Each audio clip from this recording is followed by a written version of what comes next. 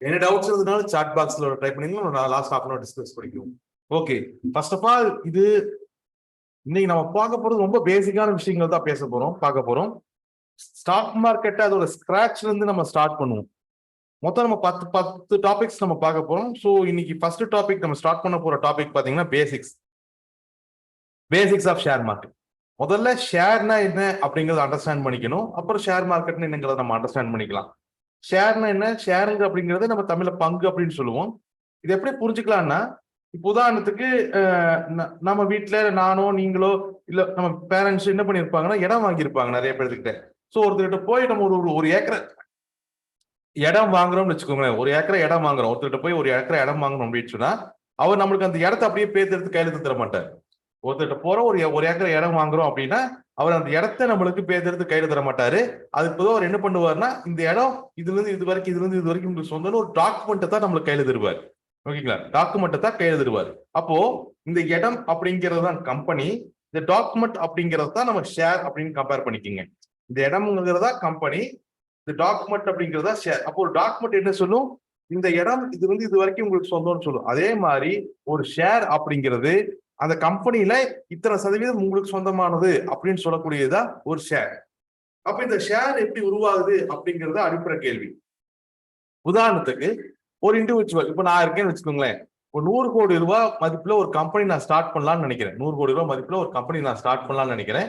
என் கையில எவ்வளவு இருக்கு, ஒரு 30 கோடி ரூபாய் தான் என் கையில இருக்கு. என் கையில ஒரு வெறும் 30 கோடி ரூபாய் தான் இருக்கு. என்னோட ஃப்ரெண்ட்ஸ், ஒய்ஃப், நகை எல்லாம் வித்ததெல்லாம் சேர்த்து என்கிட்ட 30 கோடி ரூபாய் தான் இருக்கு.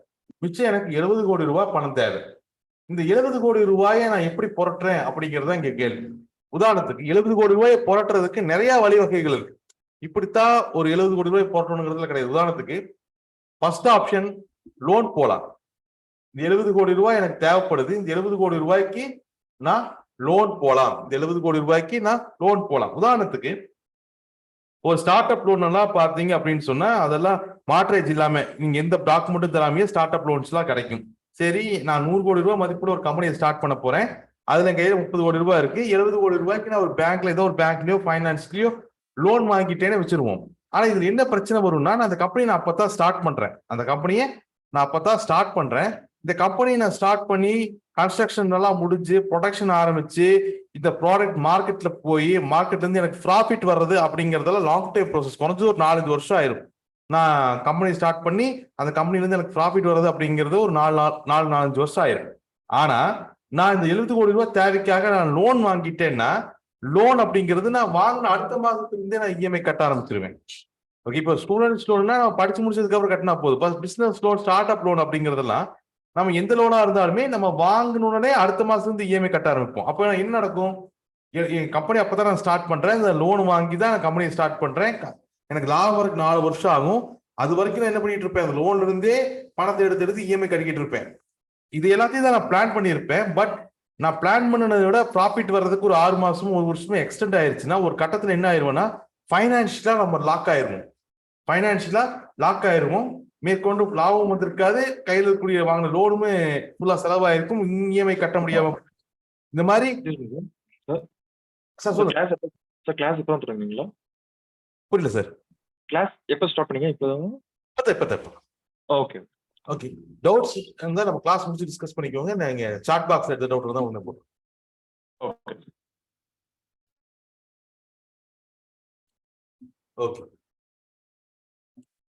ஓகே.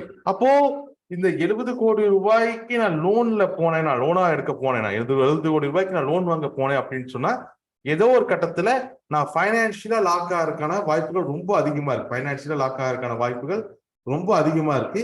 சோ லோன் வாங்குறது, ஒரு புதுசா ஒரு கம்பெனி ஸ்டார்ட் பண்றதுக்கு லோன் வாங்குறது அப்படிங்கிறது it is not admissible process. Already எக்ஸிஸ்டிங்கா மார்க்கெட்ல இருக்கக்கூடிய கம்பெனி லோன் வாங்குறாங்கன்னா அது பிரச்சனையே கிடையாது. ஏன்னா அவங்க ப்ராடக்ட் ஆல்ரெடி மார்க்கெட்ல சர்க்குலேஷன் இருக்கும். லோன் அப்படிங்கிறது அவங்களுக்கு ப்ரொடக்ஷன் இன்க்ரீஸ் பண்றதுக்கு, மார்க்கெட்டிங் பெருசு பண்றதுக்கு, இந்த மாதிரியான விஷயங்களுக்கு தான் தேவைப்படும். பட் ஃப்ரெஷ்ஷா ஸ்டார்ட் பண்ணக்கூடிய கம்பெனி லோன் அதிகபட்சம் போகும்பொழுது ஃபைனான்சியல் லாக்டவுனுக்கான வாய்ப்புகள் ரொம்ப அதிகம். ஸோ லோன் வாங்குறதுல ஃபைனான்சியல் லாக்டவுன் ஏற்படும். சரி, ரெண்டாவது இந்த ஒரு 70 கோடி ரூபாயை நான் எப்படி எல்லாம் புரட்டலாம், 70 கோடி ரூபாய் புரட்டுறதுக்கு என்னெல்லாம் பாசிபிலிட்டிஸ் இருக்கு அப்படின்னு நான் பார்த்தேன்னா, இந்த 70 கோடி ரூபாய நிறைய பார்ட்னர்ஸ் சேர்த்தலாம்னா. உதாரணத்துக்கு ஒரு 10 பேருக்கு நீ ஒரு 5 கோடி ரூபாதா, நீ ஒரு 10 கோடி ரூபாதா, நீ ஒரு 20 கோடி ரூபாதா அப்படின்னு நிறைய பார்ட்னர்ஸ் சேர்த்தி கூட நான் இந்த கம்பெனியை ஸ்டார்ட் பண்ணிடலாம். பார்ட்னர்ஸ் சேர்த்தி கூட இந்த கம்பெனியை ஸ்டார்ட் பண்ணிடலாம். ஆனா பார்ட்னர்ஸ் சேர்த்து ஸ்டார்ட் பண்ணும்போது என்ன இஷ்யூன்னா, நான் நிறைய பார்ட்னர்ஸ் சேர்த்துறேன் அப்படின்னு சொன்னா இந்த கம்பெனியை நான் ஃபுல்லா கண்ட்ரோல் பண்ண முடியாது. அதாவது இந்த கம்பெனி நான் நிர்வாகம் பண்றது பெரிய தலைவலியா இருக்கும். ஒரு டிசிஷன் நான் எடுக்கணும்னா இந்த 10 பேர்த்திட்டையும் நான் கையெழுத்து வாங்கணும், இந்த 10 பேர்த்தையும் நான் கன்வின்ஸ் பண்ணணும். நான் ஒவ்வொரு டிசிஷனையுமே இந்த 10 பேர்த்தையும் கன்வின்ஸ் பண்ணி இந்த கம்பெனி ரன் பண்ணிட்டு இருந்தேன்னா எனக்கு மேனேஜ்மெண்டல் இஷ்யூஸ் நிறைய வரும். மேனேஜ்மெண்டல் லாக்டவுன் ஏற்படும். அப்போ ஒரு புதுசா ஸ்டார்ட் பண்ணக்கூடிய கம்பெனி 100 கோடி ரூபாய் மதிப்புள்ள கம்பெனி 30 கோடி ரூபாய் கையில் இருக்கு. இந்த 70 கோடி ரூபாய்க்கு நான் லோன் போனேன்னா பைனான்சியல் லாக்டவுன் ஆகிறதுக்கு வாய்ப்பு அதிகமா இருக்கு. பார்ட்னர்ஸ் அதிகமா சேர்த்துனேன் அப்படின்னு சொன்னா எனக்கு மேனேஜ்மெண்டல் லாக்டவுன் ஏற்படுறதுக்கான வாய்ப்பு இருக்கு. இப்போ எனக்கு என்ன தேவை? எனக்கு இந்த 70 கோடி ரூபாய் பணம் தேவை. அதே நேரத்துல எனக்கு பைனான்சியல் இஷ்யூஸ் வரக்கூடாது. அதாவது எனக்கு நான் மாசம் இஎம்ஐ காட்டக்கூடாது. எனக்கு லாபம் வரும்போது தான் அந்த பணத்தை திருப்பி கொடுக்குற மாதிரி இருக்கணும். எனக்கு லாபம் வரும்போது தான் அந்த பணத்தை திருப்பி கொடுக்குற மாதிரி இருக்கணும் ஃபர்ஸ்ட். அதே நேரத்துல பார்ட்னர்ஸ் நிறைய பார்ட்னர்ஸ் சேர்த்தது மூலியமா அது பண்ணலாம். பார்ட்னர்ஸ்க்கு நம்ம மாசம் பணம் கொடுக்கணும்னு அவசியம் இல்லை. லாபம் வரும்போது தான் பிரிச்சுக்க போறோம். ஆனா நிர்வாகமும் எங்கிட்ட தான் ஃபுல் கண்ட்ரோல்ல இருக்கணும். நிர்வாகமும் எங்கிட்ட தான் ஃபுல் கண்ட்ரோல்ல இருக்கணும். இடையில அந்த நிர்வாகத்துல யாரும் தலையிடவே கூடாது. ஆனா பார்ட்னர்ஸ் அதிகமாக சேர்க்கும் போது அந்த பிரச்சனை வரும். அப்போ பைனான்சியலா எனக்கு பிரச்சனை இருக்கக்கூடாது, அதே நேரத்துல மேனேஜ்மெண்ட்லாம் எனக்கு பிரச்சனை இருக்கக்கூடாது. அப்படின்னா அதுக்குண்டான சொல்யூஷன் தான் ஸ்டாக்ஸ் இருக்கிறது. அதாவது ஒரு கம்பெனி அப்படிங்கிறது 100% ஆஃப் ஸ்டாக் சேர்ந்தது ஒரு கம்பெனி. எப்படி நம்ம பார்த்த எக்ஸாம்பிள்ல அந்த ஒரு ஏக்கரா இடம் அப்படிங்கிறது 100 சென்ட் சேர்ந்ததுதான் ஒரு இடம், ஒரு ஏக்கரா இடம். அத மாதிரி 100% ஸ்டாக் சேர்ந்ததுதான் ஒரு கம்பெனி. உதாரணத்துக்கு இந்த கம்பெனியோடைய டோட்டல் பட்ஜெட் எவ்வளவு? 100 கோடி ரூபாய். இந்த 100 கோடி ரூபாய் மதிப்புள்ள கம்பெனி அப்படிங்கிறது 100% ஸ்டாக் சேர்ந்ததுதான் 100 கோடி ரூபாய் மதிப்புள்ள கம்பெனி. அப்போ இந்த 100 கோடி ரூபாய் மதிப்புள்ள கம்பெனியை 100% 100% ஆஃப் ஸ்டாக் உள்ள கம்பெனியை நான் எப்படி வேணாலும் பிரிச்சுக்கலாம். உதாரணத்துக்கு 10 கோடி ரூபாய் மதிப்புள்ள இந்த கம்பெனியை நான் 10 ரூபாய் ஷேரா பிரிச்சு 10 கோடி ஷேராவும் நான் பிரிச்சுக்கலாம். 10 கோடி ஷேராவும் பிரிச்சுக்கலாம். 10 ரூபாய் ஷேரா நான் 10 கோடி ஷேராவும் பிரிக்கலாம். அல்லது 100 ரூபாய் ஷேரா 1 கோடி ஷேராவும் நான் பிரிக்கலாம். அல்லது 1 ரூபாய் ஷேரா 100 கோடி ஷேராவும் நான் பிரிச்சுக்கலாம். எப்படி ஒரு ஏக்கரா இடத்த நான் 2 சென்டா பிரிச்சும் டாக்குமெண்ட் போட்டு வச்சுக்கலாம். இல்ல 4 சென்டா பிரிச்சு கூட நான் பிளாட் போட்டு வைக்கலாம். இல்ல 10 சென்டா கூட நான் பிரிச்சு வச்சுக்கலாம். அப்போ ஒரு ஏக்கரா அதை நான் பிரிச்சு எத்தனை பத்தமா வேணாலும் எப்படி போட்டு வச்சுக்க முடியுமோ அதே மாதிரி ஒரு கம்பெனி அப்படிங்கிறது 100% சேர்ந்தது ஒரு கம்பெனி. அந்த 100% மதிப்புள்ள அந்த கம்பெனியை நான் சிறுசா பிரிச்சு வச்சுக்கலாம். இங்கே நம்ம பார்த்துட்டு இருக்கிற எக்ஸாம்பிள் அந்த கம்பெனியோட மதிப்பு 100 கோடி ரூபாய். இந்த 100 கோடி ரூபாய் மதிப்புள்ள கம்பெனியை நான் 10 ரூபாய் ஷேரா 10 கோடி ஷேராவும் பிரிச்சு வச்சுக்கலாம். 100 ரூபாய் மதிப்புள்ள ஷேரா 1 கோடி ஷேராவும் பிரிச்சு வச்சுக்கலாம். 1 ரூபாய் மதிப்புள்ள ஷேரா 100 கோடி ஷேராவும் பிரிச்சு வச்சுக்கலாம். இப்படிதான் பிரிச்சு வச்சுக்கலாம். இப்படி பிரிக்கப்பட்ட ஷேர்ஸ்ல இந்த கம்பெனியோக்கு யார்கிட்ட 51% ஷேர்ஸ் இருக்கோ, இப்படி பிரிக்கப்பட்ட ஷேர்ல யார்கிட்ட 51% ஷேர்ஸ் இருக்கோ அவங்கதான் இந்த கம்பெனியோடைய ஓனர் அப்படின்னு சொல்லக்கூடியவங்க. அந்த கம்பெனியோடைய ஓனர் அப்படின்னு சொல்லி ஓனர் அல்லது சேர்மன் அப்படின்னு சொல்லக்கூடிய. அப்போ இந்த 100% ஸ்டாக்ல யார் 51% வச்சிருக்காங்களோ அவங்களதான் நம்ம கம்பெனியோடைய சேர்மன் அப்படின்னு சொல்றோம். அவங்கதான் அந்த கம்பெனியை நிர்வாகம் பண்ணுவாங்க. அப்போ என் கம்பெனி நான் ஸ்டார்ட் பண்றேன். இந்த கம்பெனில எனக்கு மேனேஜ்மெண்ட்ல எந்த விதமான தொந்தரவும் இல்லாம இந்த கம்பெனியை நான் நிர்வாகம் பண்றதுக்கு என் கையில 51% ஷேர்ஸ் இருந்தா போதும். என் கையில 51% ஷேர்ஸ் இருந்தா போதும். அந்த 51% ஷேர்ஸ் வித்துட்டு மிச்சம் 49% ஷேர்ஸை நான் மக்கள்கிட்ட வித்து மக்கள்கிட்ட இருந்து பணத்தை வாங்கி இந்த கம்பெனியை நான் ஸ்டார்ட் பண்ணிடுறேன். கம்பெனி போகுது. நாளைக்கு எனக்கு ஒரு 100 ரூபாய் லாபம் வந்தா அதுல 51 ரூபாய் தான் நான் வச்சுக்குவேன். மிச்சம் 49 ரூபாய் யாரெல்லாம் ஷேர்ஸ் எல்லாம் எங்கிட்ட வாங்கியிருக்காங்க அவங்களுக்கு அந்த 49 ரூபாய் பிரிச்சு தருவேன். இதுதான் அடிப்படையான விஷயம். அப்போ ஒரு கம்பெனியோடைய சேர்மேனா ஒரு நபர் நீடிக்கணும்னா அவர் 51% ஸ்டாக் மினிமம் கையில வச்சிருக்கணும். சோ அந்த கம்பெனி நான் ஃபுல்லா நிர்வாகம் பண்றதுக்கு எங்கிட்ட 51% ஷேர்ஸ் இருந்தா போதும். மிச்சம் 49% ஷேர்ஸை நான் மக்கள் கிட்ட வித்து காசை வாங்கி என் கம்பெனியை ஸ்டார்ட் பண்றேன். நாளைக்கு லாபம் வரும்பொழுது லாபத்தை அந்த பர்சன்டேஜுக்கு ஏற்ற மாதிரி நான் மக்கள் கூட நான் ஷேர் பண்ணிக்கிறேன். இது அடிப்படையான ஒரு விஷயம். ஆனா இதுல இன்னொரு விஷயத்தையும் நீங்க நோட் பண்ணணும். இப்போ கம்பெனியோட ஹைராக்கி அப்படிங்கிறதையும் நம்ம புரிஞ்சுக்கணும். உதாரணத்துக்கு உதாரணத்துக்கு என் கையில இப்ப 100 கோடி ரூபாய் மதிப்புள்ள கம்பெனி தான் நம்ம பேசிட்டு இருக்கிறோம். இந்த 100 கோடி ரூபாய் மதிப்புள்ள கம்பெனியில் என் கையில வெறும் 10 கோடி ரூபாய் தான் இருக்குது. வெறும் 10 கோடி ரூபாய் தான் இருக்குது. இப்ப எனக்கு 90 கோடி ரூபாய் பணம் வேணும். எனக்கு 90 கோடி ரூபாய் பணம் வேணும். அப்ப 90 கோடி ரூபாய் எனக்கு நான் கேஷை புரட்டணும்னா வெறும் 49% ஷேர்ஸ் வித்தா அவ்வளவு கேஷ் என்னால புரட்டவே முடியாது. வெறும் 49% ஷேர்ஸ் வித்து எப்படி 90 கோடி ரூபாய் நான் புரட்டுறது சிரமமான விஷயம். அப்ப நான் என்ன பண்ணுவேன், நான் அதிகப்படியான ஷேர்ஸ் விற்பேன். உதாரணத்துக்கு 20% ஆஃப் ஷேர்ஸ் மட்டும் என் கையில வச்சுக்கிட்டு 20% ஆஃப் ஷேர் மட்டும் என் கையில வச்சுக்கிட்டு மிச்சம் 80% ஆஃப் ஷேரை நான் மார்க்கெட்ல வித்தர்றேன், மக்கள்கிட்ட வித்தர்றேன். ஸோ அதை வித்துட பணம் வாங்கி நான் ஸ்டார்ட் பண்ணிடுறேன். ஆனா இப்ப என் கையில 51% ஷேர் கிடையாது. என் கையில 51% ஷேர் கிடையாது. ஏன் இந்த 80% நான் வித்திருக்கேன், யார்கிட்டயுமே 51% ஷேர் இருக்கிறதுக்கு வாய்ப்பு இல்லை. நான் பிரிச்சு பிரிச்சு தான் விற்கிறேன்.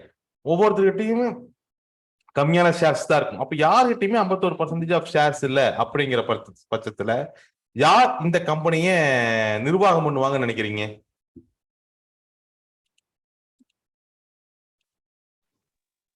அந்த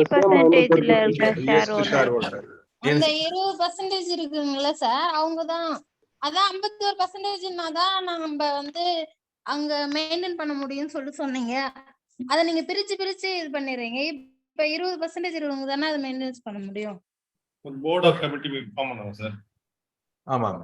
அதாவது யார்கிட்டயுமே 51% ஆஃப் ஷேர் இல்லாத பொழுது, யாருகிட்டயுமே 51% ஆஃப் ஷேர் இல்லாத பொழுது அந்த கம்பெனிக்கு அடிப்படையில சேர்மேன் அப்படிங்கிற ஒரு பதவியே இருக்க. 51% ஒருத்தர் இருந்தா மட்டும் தான் அவர் அந்த கம்பெனியோட சேர்மனா இருக்க முடியும். இப்போ 20% தான் இவர்கிட்ட இருக்கு, 80% ஷேர் இவர் பிரிச்சு வித்துட்டாரு.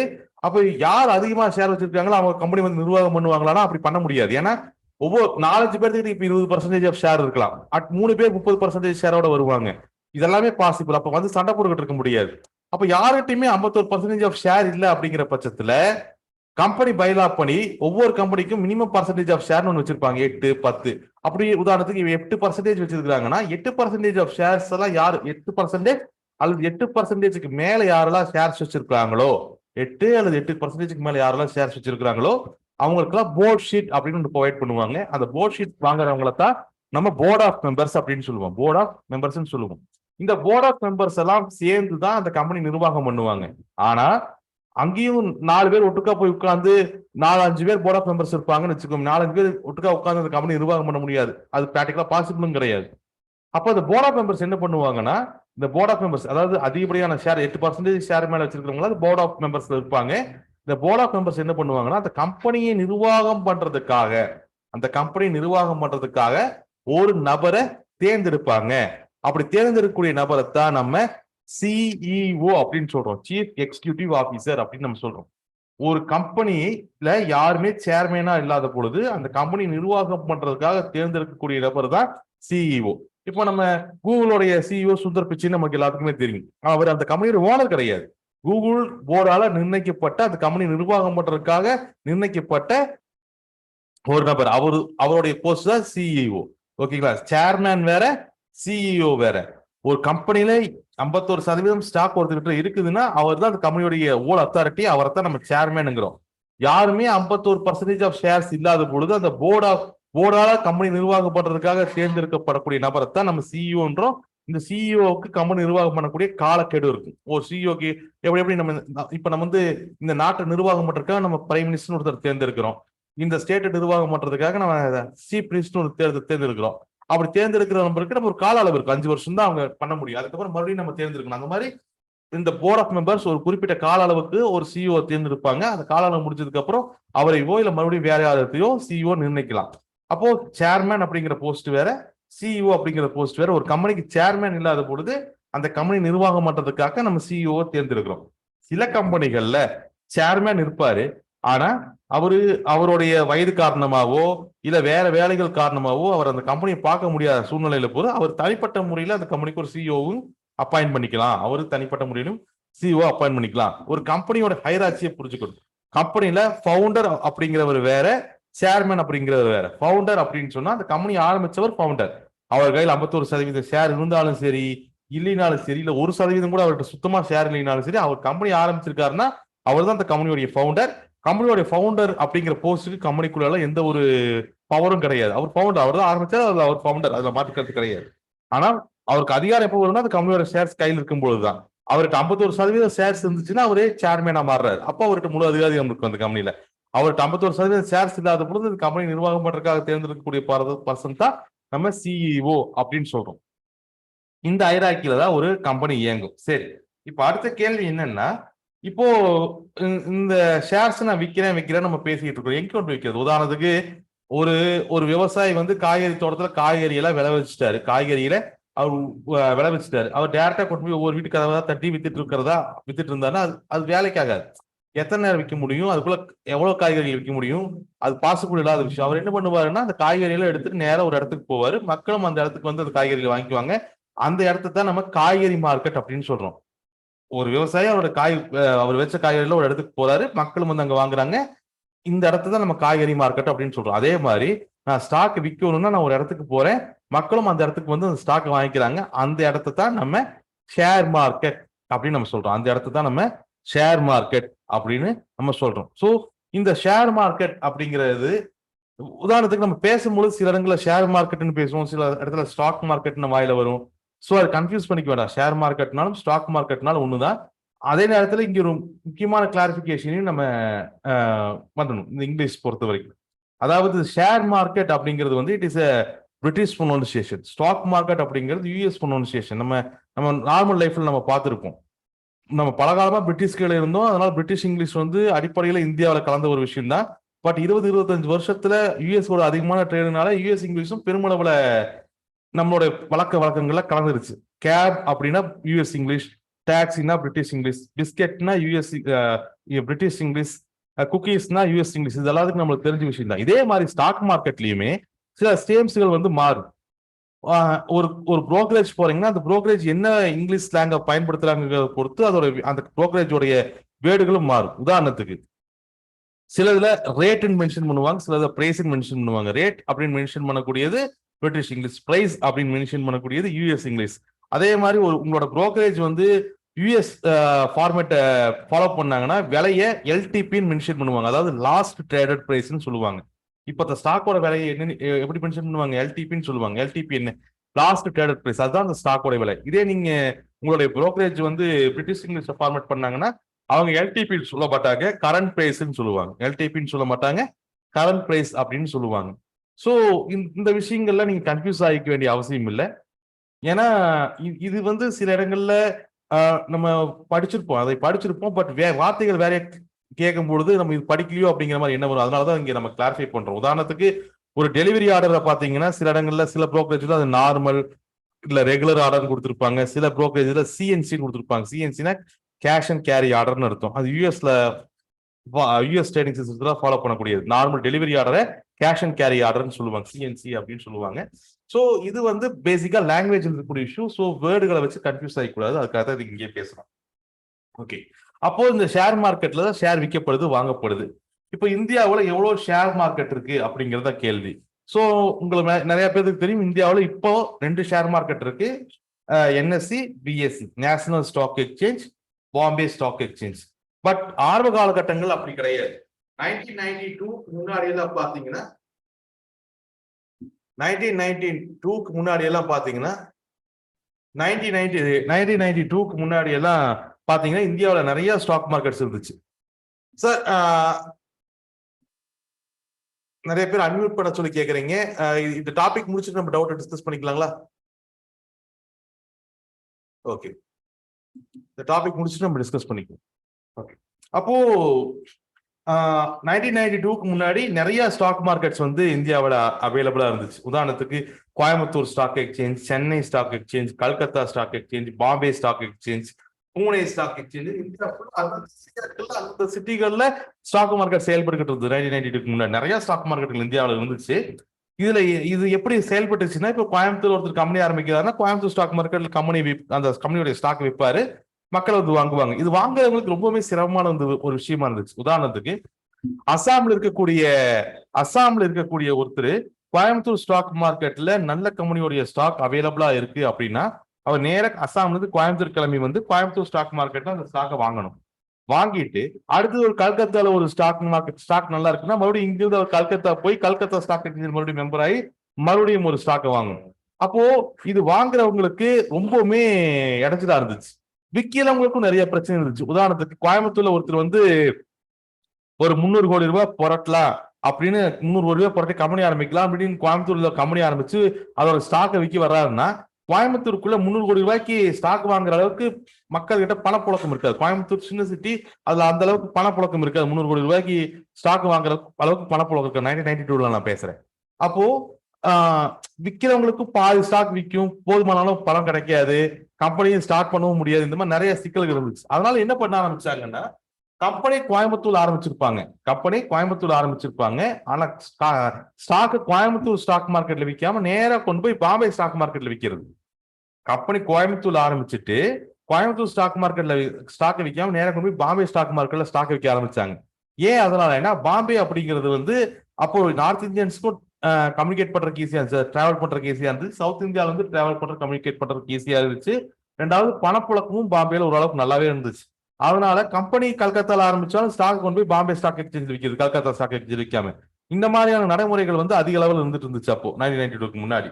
அப்போ அந்த பீரியட்ல பிரைம் மினிஸ்டரா இருந்தவர் வந்து நரசிம்மராவ், பைனான்ஸ் மினிஸ்டரா இருந்தது வந்து மன்மோகன் சிங். இவங்க என்ன பண்றாங்க அப்படின்னு சொன்னா, இது இந்த நடைமுறை அப்படிங்கிறது நிறைய சிக்கல்களை உருவாக்குது. அப்படிங்கிறதுனால ஆல் ஓவர் இந்தியா ஃபுல்லாவும் ஒரே ஸ்டாக் மார்க்கெட்டா கொண்டு வரணும் அப்படிங்கிறதுக்காக உருவாக்கப்பட்டதுதான் நேஷனல் ஸ்டாக் எக்ஸ்சேஞ்ச். இந்த நேஷனல் ஸ்டாக் எக்ஸ்சேஞ்சை ஆக்டிவேட் பண்றாங்க. நேஷனல் ஸ்டாக் எக்ஸ்சேஞ்ச் புழக்கத்துக்கு வருது 1992ல. அப்படி நேஷனல் ட்ரேடிங் ஆரம்பிக்கிறது 1993ல ட்ரேடிங் ஆரம்பிக்குது நேஷனல் ஸ்டாக் எக்ஸ்சேஞ்ச். 1992ல இந்த புழக்கத்துக்கு வந்தது நேஷனல் ஸ்டாக் எக்ஸ்சேஞ்ச் வந்தது. இந்த நேஷனல் ஸ்டாக் எக்ஸ்சேஞ்ச் வந்ததுக்கு அப்புறம் என்ன ஆகுது அப்படின்னு சொன்னா, இந்த சின்ன சின்ன ஸ்டாக் எக்ஸ்சேஞ்சுகளா ட்ரேடிங் கம்மியாகி அப்படியே க்ளோஸ் ஆயிடுது. ஆனா பாம்பே ஸ்டாக் எக்ஸ்சேஞ்சில் மட்டும் ரொம்ப அதிகப்படியான கம்பெனிகள் ஆல்ரெடி லிஸ்டா இருந்ததுனாலையும் மிக அதிக அளவுல ட்ரேடிங் நடந்துட்டு இருந்ததுனாலையும் அது மிகவும் பழமையான எக்ஸ்சேஞ்ச். பாம்பே ஸ்டாக் எக்ஸ்சேஞ்ச் கிட்டத்தட்ட சுதந்திரத்துக்கு முன்னாடி இருந்து 1876 இருந்து செயல்பட்டு இருக்குது பாம்பே ஸ்டாக் எக்ஸ்சேஞ்ச். அப்போ அதுல இருக்கக்கூடிய கம்பெனிகளுடைய வால்யூம் அதிகமான கம்பெனிகள் லிஸ்டா இருந்து இந்த மாதிரியான காரணங்கள்னால பாம்பே ஸ்டாக் எக்ஸ்சேஞ்ச் நம்மளால க்ளோஸ் பண்ண முடியல. அதனால இந்தியாவில் 2 ஸ்டாக் எக்ஸ்சேஞ்சுமே பேரலா ரன் பண்ண ஆரம்பிக்கிறாங்க. National stock exchange, Bombay stock exchange அப்படின்னு சொல்லிட்டு 2 ஸ்டாக் எக்ஸ்சேஞ்ச் இந்தியாவில் ரன் ஆக ஆரம்பிக்குது. இப்படி ரன் ஆயிட்டு இருக்கு இந்தியாவில் இப்போ எவ்வளவு ஸ்டாக் எக்ஸ்சேஞ்ச் இருக்கு? என்எஸ்சின்னு சொல்லக்கூடிய நேஷனல் ஸ்டாக் எக்ஸ்சேஞ்ச், பிஎஸ்சின்னு சொல்லக்கூடிய பாம்பே ஸ்டாக் எக்ஸ்சேஞ்ச் அப்படின்னு 2 ஸ்டாக் எக்ஸ்சேஞ்ச் வந்து இந்தியாவில் ரன் ஆகிட்டு இருக்கு. ஓகே, இப்போ என்னோட எனக்கு ஒரு கேள்வி. என்ன கேள்வினா, இதுக்கு ஆன்சர் நீங்க சாட் பாக்ஸ்ல சொல்லுங்க. அதாவது நம்ம எல்லாருமே மேக்சிமம் நிறைய பேர் கிரிக்கெட் பார்ப்பீங்க. ஓகே, இப்போ ஒரு முக்கியமான மேட்ச், கிரிக்கெட் மேட்ச் நடந்துகிட்டு இருக்குது. இந்த கிரிக்கெட் மேட்ச் நடந்துட்டு இருக்குது. ஆல்ரெடி பாதி மேட்ச் முடிஞ்சிருச்சு. பாதி மேட்ச்சுக்கு அப்புறம் தான் நீங்க என்ன பண்றீங்க, போய் டிவி ஆன் பண்றீங்க. வீட்டில் போய் டிவி ஆன் பண்றீங்க, இல்ல ஸ்டேடியத்துக்கே போய் உட்காறீங்க. பாதி மேட்ச் முடிச்சு. நீங்க டிவி ஆன் பண்ணும் போதோ இல்ல ஸ்டேடியத்துக்கு போகும்போதோ பாதி மேட்ச் ஆல்ரெடி முடிஞ்சிருச்சு. அப்போ டிவி ஆன் பண்ண உடனே இல்ல ஸ்டேடியத்தில் உட்கார்ந்தோடனே முதல்ல எடுத்தோன்னே எதை பார்ப்பீங்க? பாதி மேட்ச்ல தான் இப்ப மேட்சை பார்க்க உள்ள போறீங்க. பாதி மேட்ச் முடிச்சதுக்கு அப்புறம் தான் மேட்சை பார்க்கறதுக்கு உள்ள போறீங்க, இல்ல டிவி ஆன் பண்றீங்க. அப்ப இப்போ முதல்ல எடுத்தோன்னே எதை பார்ப்போம்? நம்ம டிவி ஆன் பண்ணோன்னு எதை பார்ப்போம்? ஸ்கோர். கரெக்ட், ஸ்கோரை பார்ப்போம். நம்ம ஸ்கோரை பார்ப்போம். ஏன்னா நான் பாதி மேட்ச்ல தான் உள்ள போறேன். அப்ப நான் பாதி மேட்ச் உள்ள போறேன்னா முதல்ல எடுத்தோன்னே ஸ்கோரை பார்த்தா மட்டும்தான் இதுவரைக்கும் என்ன நடந்திருக்குங்கிறத புரிஞ்சுக்க முடியும். இதுவரைக்கும் என்ன நடந்ததை புரிஞ்சுக்கிட்டா மட்டும்தான் மேற்கொண்டு அந்த மேட்சையே என்னால கவனிக்கவோ பார்க்கவோ புரிஞ்சுக்கவோ முடியும். வெறுமனே போய் உட்கார்றேன் அப்படின்னு சொன்னா ஸ்கோரை பார்க்கலீங்கன்னா, இது ஃபர்ஸ்ட் பேட்டிங் நடந்துட்டு இருக்கா, செகண்ட் பேட்டிங் நடக்குதா, உள்ள எத்தனை ரன் தேவை, எவ்வளவு ஓவர் முடிஞ்சிருக்கு, எவ்வாறு அவுட் ஆயிருக்கா, யார் செகண்ட் ஓவர், ஒரு விஷயமே எனக்கு தெரியாம போயிடும். அந்த மேட்சையே என்னால புரிஞ்சுக்க முடியாம போயிடும். அப்போ நான் பாதி மேட்ச்ல நான் உள்ள போய் உட்கார்றேன் அப்படின்னு பொழுது என்னோட முதல் பார்வை அப்படிங்கிறது வந்து அந்த ஸ்கோர் மேலதான் இருக்கு. ஸ்கோரை பார்த்தோன்னா தான் மேற்கொண்டு அந்த மேட்சை நான் கவனிக்க முடியும். அந்த மாதிரி தான் பாம்பே ஸ்டாக் எக்ஸ்சேஞ்ச் பல காலமா ரன் ஆகிட்டு இருக்கு. என்எஸ்சி தொடங்கியும் இப்ப கிட்டத்தட்ட ஒரு 20 வருஷத்துக்கு மேல ஆச்சு. அப்போ நான் ஸ்டாக் மார்க்கெட்ல நேத்தோ இல்ல இன்னைக்கோ நாளைக்கோ தான் நான் ஸ்டாக் மார்க்கெட்டுக்குள்ளேயே நுழைய போறேன். பாதியில தான் நான் உள்ளே போறேன், பாதிக்கு மேலதான் நான் உள்ளே போறேன். அப்படி உள்ள போகும்பொழுது இது வரைக்கும் அந்த மார்க்கெட்ல என்ன நடந்திருக்கு அப்படிங்கிறத புரிஞ்சுக்கிட்டா தான் மேற்கொண்டு அந்த மார்க்கெட்ல நான் ட்ரேட் பண்றது அப்படிங்கிறது புரிஞ்சுக்க முடியும். மேற்கொண்டு அந்த மார்க்கெட்ல எப்படி ட்ரேட் பண்றேங்கிற அப்படிங்கிற ஒரு நாலேஜையே என்னால கொண்டு வர முடியும். அப்போ கிரிக்கெட்ல இது வரைக்கும் என்ன நடந்துக்குங்கிறத புரிஞ்சுக்கிறதுக்காக கிரிக்கெட்ல ஸ்கோரை மெயின்டைன் பண்ற மாதிரி இந்த என்எஸ்சி நேஷனல் ஸ்டாக் எக்ஸ்சேஞ்சிலையும் பிஎஸ்சி பாம்பே ஸ்டாக் எக்ஸ்சேஞ்ச் ஸ்கோரை மெயின்டைன் பண்றாங்க. இந்த ஸ்கோர் அவங்களுக்கு என்ன சொல்லுது, இது வரைக்கும் என்ன நடந்திருக்குன்னு சொல்லுது. அப்படி என்எஸ்சியோடைய ஸ்கோரை தான் அப்படி மெயின்டைன் பண்ணக்கூடிய என்எஸ்சியோட ஸ்கோரை தான் நம்ம நிஃப்டி அப்படின்னு சொல்றோம். பிஎஸ்சியோடைய ஸ்கோரை தான் நம்ம சென்செக்ஸ் அப்படின்னு நம்ம சொல்றோம். பிஎஸ்சியோட ஸ்கோரை தான் நம்ம சென்செக்ஸ் அப்படின்னு சொல்றோம். கிரிக்கெட்ல ஸ்கோரை கால்குலேட் பண்றது அப்படிங்கிறது ரொம்ப சுலபமான விஷயம். ஏன்னா அதுல 11 பேட்ஸ்மேன் மேல வரவே மாட்டாங்க. என்ன நடந்தாலும் 11 பேட்ஸ்மேன் தான். அப்ப எல்லா பேட்ஸ்மேனோடைய ரன்னை கூட்டி போட்டா ஸ்கோர் கால்குலேட் ஆயிடும்.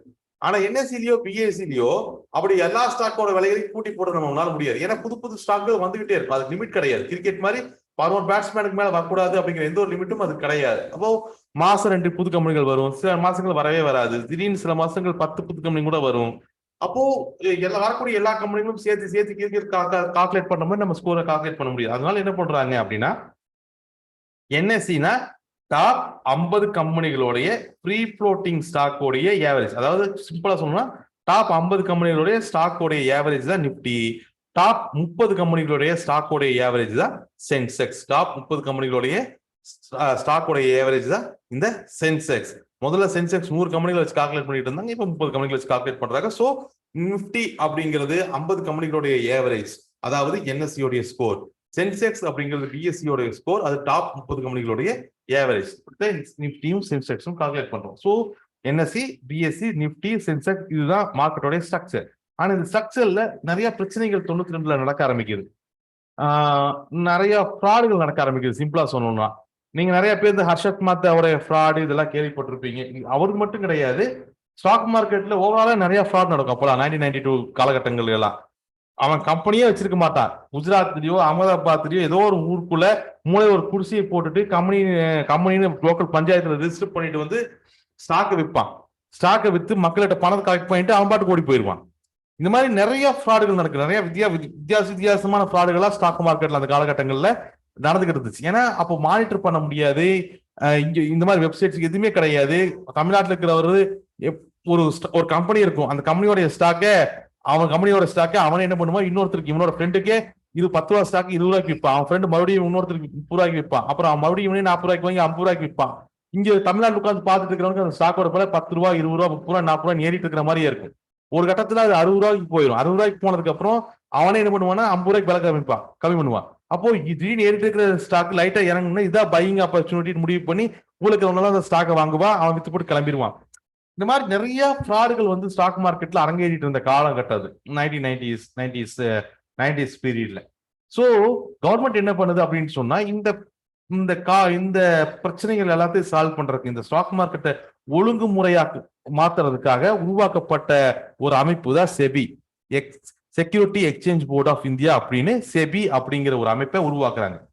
செபி அப்படிங்கிற ஒரு அமைப்பு வந்து செல்ஃப் கவர்னிங் பாடி. இது செபி அப்படிங்கிறது ஒரு செல்ஃப் கவர்னிங் பாடி. செல்ஃப் கவர்னிங் பாடினா எப்படி சொல்லலாம், இந்தியாவில் நிறைய செல்ஃப் கவர்னிங் பாடி இருக்கு. உதாரணத்துக்கு ட்ராய், ரா அமைப்பு, எலெக்ஷன் கமிஷனு, ஏன் பிசிசிஐ, சுப்ரீம் கோர்ட், இது எல்லாமே செல்ஃப் கவர்னிங் பாடி. அதாவது அதோட முடிவுல கவர்மெண்டே தலையிட முடியாது. இப்போ உதாரணத்துக்கு ஒரு பிசிசிஐ இருக்குதுன்னா இந்த மேட்சுக்கு தோனி அனுப்பணுமா கோலி அனுப்பணுமா அப்படிங்கறதெல்லாம் அந்த பிசிசிஐ தான் முடிவெடுக்கும். கவர்மெண்ட் உள்ள வந்து இந்த மேட்சுக்கு நீ கோலி அனுப்பாத, ரோஹித் அனுப்பாத, அவன் அனுப்புனெல்லாம் கவர்மெண்டால சொல்ல முடியாது. அந்த முடிவை அந்த ஆர்கனைசேஷன் தான் எடுக்கும். அந்த மாதிரி ஒரு செல்ஃப் கவர்னிங் பாடி தான் இந்த செபி. இந்த செபியோடைய நோக்கம் அப்படிங்கிறது இன்வெஸ்டர்ஸோடைய ஃபண்டை ப்ரொடெக்ட் பண்றது. அதாவது கம்பெனிகள் பண்ணக்கூடிய ஃப்ராடுகளை தொடர்ந்து வாட்ச் பண்ணி கண்டுபிடிக்கிறது, அதை ஒழுங்குமுறைப்படுத்துறது. உதாரணத்துக்கு நீங்க இன்னைக்கு வந்து ஒரு கம்பெனி வந்து அவங்களோட ஸ்டாக்கை கொண்டு வந்து என்எஸ்சிலயோ பிஎஸ்சிலயோ விற்கணும் அப்படின்னு சொன்னா அவங்க ஃபர்ஸ்ட் நேரா போய் செபி அப்ரோச் பண்ணுவாங்க. செபி அவன் யாரு என்ன அப்படின்னு எல்லா பேக்ரவுண்டையும் விசாரிச்சுட்டு ஓகே இவனை நம்பலாம் அப்படிங்கிற பட்சத்துல அவனை ஸ்டாக் விற்கிறக்கு அலோவ் பண்ணுவாங்க. அவன் கொண்டு வந்து செபிட்ட பர்மிஷன் வாங்கிட்டு என்எஸ்சிலயோ பிஎஸ்சிலயோ அந்த ஸ்டாக்கை விற்கலாம். அதோட செபியோட வேலை முடிஞ்சதுன்னா இல்ல, வருஷம் அந்த கம்பெனி சப்மிட் பண்ணக்கூடிய கணக்குகள்ல இருந்து அதுல ஏதாவது ஃப்ராடு நடக்குதாங்கிறதுல பார்க்கறதுல இருந்து புரோக்கரேஜ்கள் ஏதாவது ஏமாத்துது அப்படிங்கறத பார்க்கறதுல ஆரம்பிச்சு நிறைய எல்லா விஷயங்களையும் இந்த செபி கையாளும். ஸ்டாக் மார்க்கெட்ல எந்த விதமான ஃப்ராட் ஆக்டிவிட்டிஸும் நடக்காம பாதுகாக்கக்கூடிய பொறுப்பு யாருகிட்ட இருக்கு, இந்த செபி அப்படிங்கிற இந்த அமைப்புக்கு தான் இருக்கு. அப்போ ஸ்டாக் மார்க்கெட்டோட ஸ்ட்ரக்சர் எப்படி இருக்கு, செபி, அதுக்கு கீழே என்எஸ்சி, பிஎஸ்சி. என்எஸ்சியோட ஸ்கோர் நிப்டி, பிஎஸ்சியோட ஸ்கோர் சென்செக்ஸ். இதுதான் அடிப்படை அமைப்பு.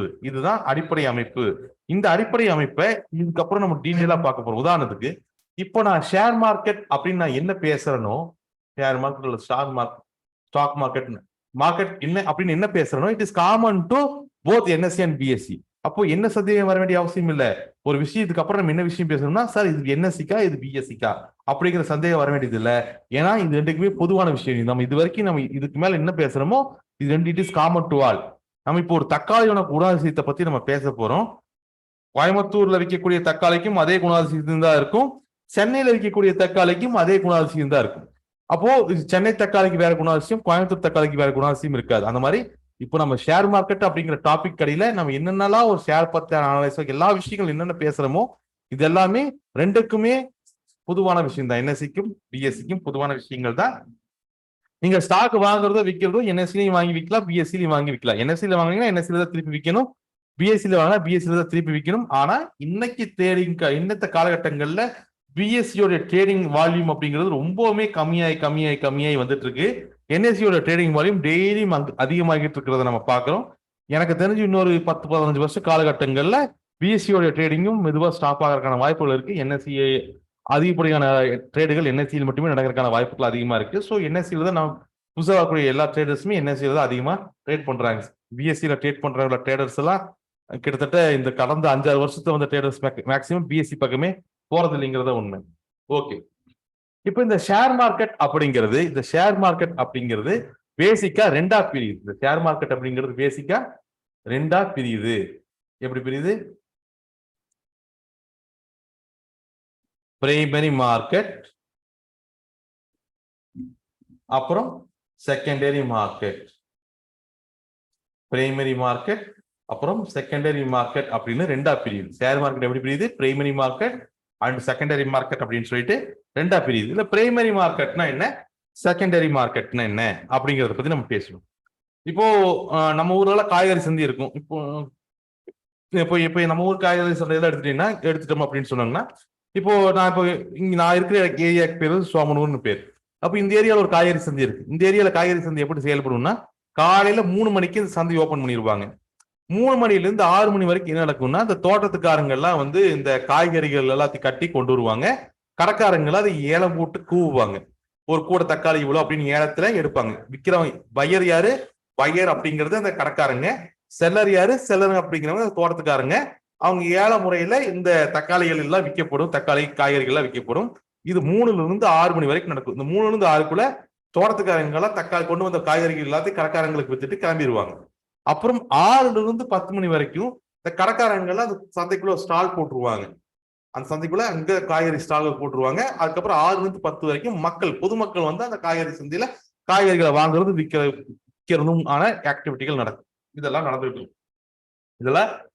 இருக்கு. இது வந்து 6ல இருந்து 10 மணி வரைக்கும் நடக்கும். இந்த 3ல இருந்து 6 மணி வரைக்கும் நடந்த விஷயத்தை தான் நம்ம பிரைமரி மார்க்கெட் அப்படின்னு சொல்றோம்.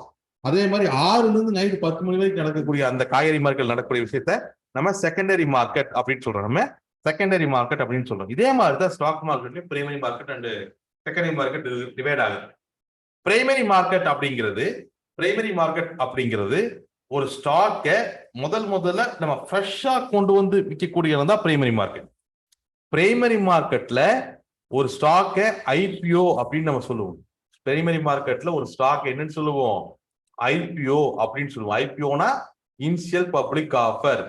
நார்மலா இனிஷியல் பப்ளிக் ஆஃபர். நார்மலா செகண்டரி மார்க்கெட்ல ஷேர்ஸ் ஈக்விட்டி அப்படின்னு மென்ஷன் பண்ணுவோம்.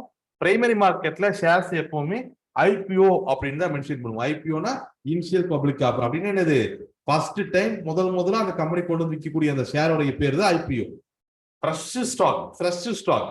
இப்பதான் அந்த கம்பெனியோட ஸ்டாக் முதல்ல மார்க்கெட்டுக்குள்ள வருது. அந்த கம்பெனியோட ஸ்டாக் அந்த கம்பெனி முன்னாடி ஆரம்பிச்சாங்களோ இல்ல அப்பதான் ஆரம்பிக்கிறாங்களோங்கிற பிரச்சனை இல்லை. அந்த கம்பெனியோடைய ஸ்டாக் முதல்ல இப்பதான் ஸ்டாக் மார்க்கெட்ல கொண்டு வந்து விற்க போறாங்க. அந்த முதல்ல விற்கக்கூடிய அந்த ஸ்டாக்கோட பேர் தான் என்ன? ஐபிஓ. அது விற்கக்கூடிய மார்க்கெட்டுக்கு பேர் தான் பிரைமரி மார்க்கெட். அப்ப இந்த ஐபிஓ எங்க கொண்டு வந்து விற்பாங்க? பிரைமரி மார்க்கெட்ல கொண்டு வந்து விற்பாங்க. இப்ப இந்த பிரைமரி மார்க்கெட்டோட குணாதிசயங்கள் என்னன்னா இதெல்லாம் என்னங்கிறது பார்க்கலாம். பிரைமரி மார்க்கெட் அப்படிங்கிறது ஐபிஓ, அதாவது ஃப்ரெஷ் ஸ்டாக்ஸ் விற்கக்கூடிய இடம். இதுக்கு டைமிங் எல்லாம் கிடையாது. ஒரு கம்பெனி வந்துச்சு, ஒரு கம்பெனி ஸ்டாக் விற்க வந்தாங்கன்னா பிரைமரி மார்க்கெட் ஆக்டிவா இருக்கும். ஐபிஓ லிஸ்ட் ஆச்சுன்னா பிரைமரி மார்க்கெட் ஆக்டிவா இருக்கும். ஐபிஓ வந்துச்சுன்னா பிரைமரி மார்க்கெட் ஆக்டிவா இருக்கும். நீங்க பிரைமரி மார்க்கெட்டுக்குள்ள போனீங்க அப்படின்னு சொன்னா என்னென்ன ஐபிஓ வந்திருக்கு அப்படிங்கிறது காமிக்கும். இதுல ஒவ்வொரு ஐபிஓலையுமே அதோட விலை என்னன்னு இருக்கும், அந்த கம்பெனி பத்தி இன்ஃபர்மேஷன் இருக்கும். உங்களுக்கு தேவைன்னா நீங்க அந்த ஐபிஓ சப்ஸ்கிரைப் பண்ணிக்கலாம், வேணும்னு நீங்க அப்ளை பண்ணிக்கலாம். ஓகே, பிரைமரி மார்க்கெட்ல விற்கக்கூடிய ஃபர்ஸ்ட் டைம் கொண்டு வந்து விற்கக்கூடிய அந்த ஃப்ரெஷ் ஸ்டாக்ஸ் தான் நம்ம ஐபிஓ அப்படின்னு சொல்றோம். சரி, இந்த பிரைமரி மார்க்கெட்ல யார் பையர் யார் செல்லர், அதுதான் அடுத்த கேள்வி. பிரைமரி மார்க்கெட்ல யார் பையர் யாரு செல்லர்? பிரைமரி மார்க்கெட்டை பொறுத்த வரைக்கும் பையர் அப்படிங்கிறது யாரா வேணாலும் இருக்கலாம். ஒரு பப்ளிக்கா இருக்கலாம், பப்ளிக்ல நீங்க நானு யாரா வேணாலும் பப்ளிக்கா வேணாலும் இருக்கலாம், இல்ல இன்னொரு கம்பெனியா இருக்கலாம், இல்ல கவர்மெண்ட்டையும் கூட கொண்டு வந்து வாங்கலாம். ஒரு எஃப்ஐஆ ஃபாரின் இன்வெஸ்டரா இருக்கலாம், இல்ல ஒரு என்ஆர்ஐயா இருக்கலாம், ஒரு மியூச்சுவல் ஃபண்ட் கம்பெனியா இருக்கலாம், யாரா வேணாலும் இருக்கலாம் பையர் அப்படிங்கிறது. ஆனா செல்லர் அப்படிங்கிறது அந்த கம்பெனியா தான் இருக்கு. பிரைமரி மார்க்கெட்ல பையர் அப்படிங்கிறது யாரா வேணாலும் இருக்கலாம், செல்லர் அப்படிங்கிறது அந்த கம்பெனி. சரி, பிரைமரி மார்க்கெட்ல இந்த ஐபிஓ, அதாவது இந்த ஷேரோட விலை, இந்த ஷேரோடைய விலை, ஷேர் அப்படிங்கிறது காமன் டேம், ஐபிஓனா பிரைமரி மார்க்கெட்டை குறிக்குது, ஈக்விட்டினா செகண்டரி மார்க்கெட் குறிக்குது. அப்ப இந்த ஐபிஓ, இந்த பிரைமரி மார்க்கெட்ல இந்த ஷேரோட விலையை யார் நிர்ணயிப்பா?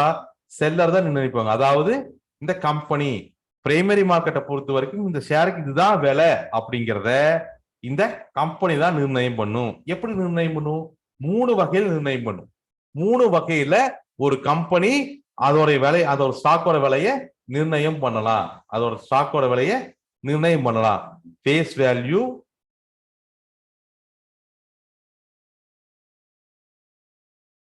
பிரீமியம் வேல்யூ,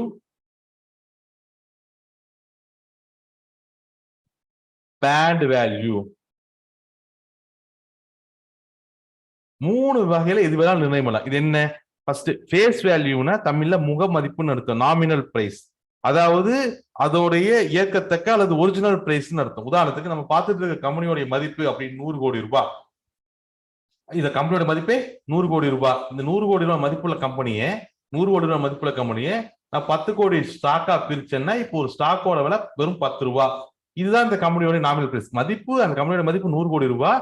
அப்ப அது ஆக்சுவலா ஒரு ஸ்டாக்கோட விலை 10 கோடி ஸ்டாக்கா பிரிச்சுன்னா ஒரு ஸ்டாக்கோட ஆக்சுவல் பிரைஸ், நாமினல் பிரைஸ் அப்படிங்கிறது 10 ரூபாய். இந்த 10 ரூபாயத்தை நம்ம ஃபேஸ் வேல்யூ, முகமதிப்பு அப்படின்னு நம்ம சொல்றோம்.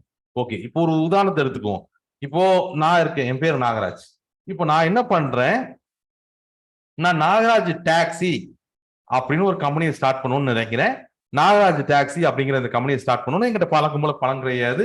ஸோ நான் கம்பெனியோட இந்த நாகராஜ் டாக்ஸிங்கிற கம்பெனியோட ஸ்டாக்கை நான் ஷேர் மார்க்கெட்ல எடுத்து பணம் போடலான்னு நான் போறேன். ஸ்டாக் மார்க்கெட்ல நான் உள்ள வைக்க ஆரம்பிக்கிறேன், ஐபிஓ ரிலீஸ் பண்றேன்.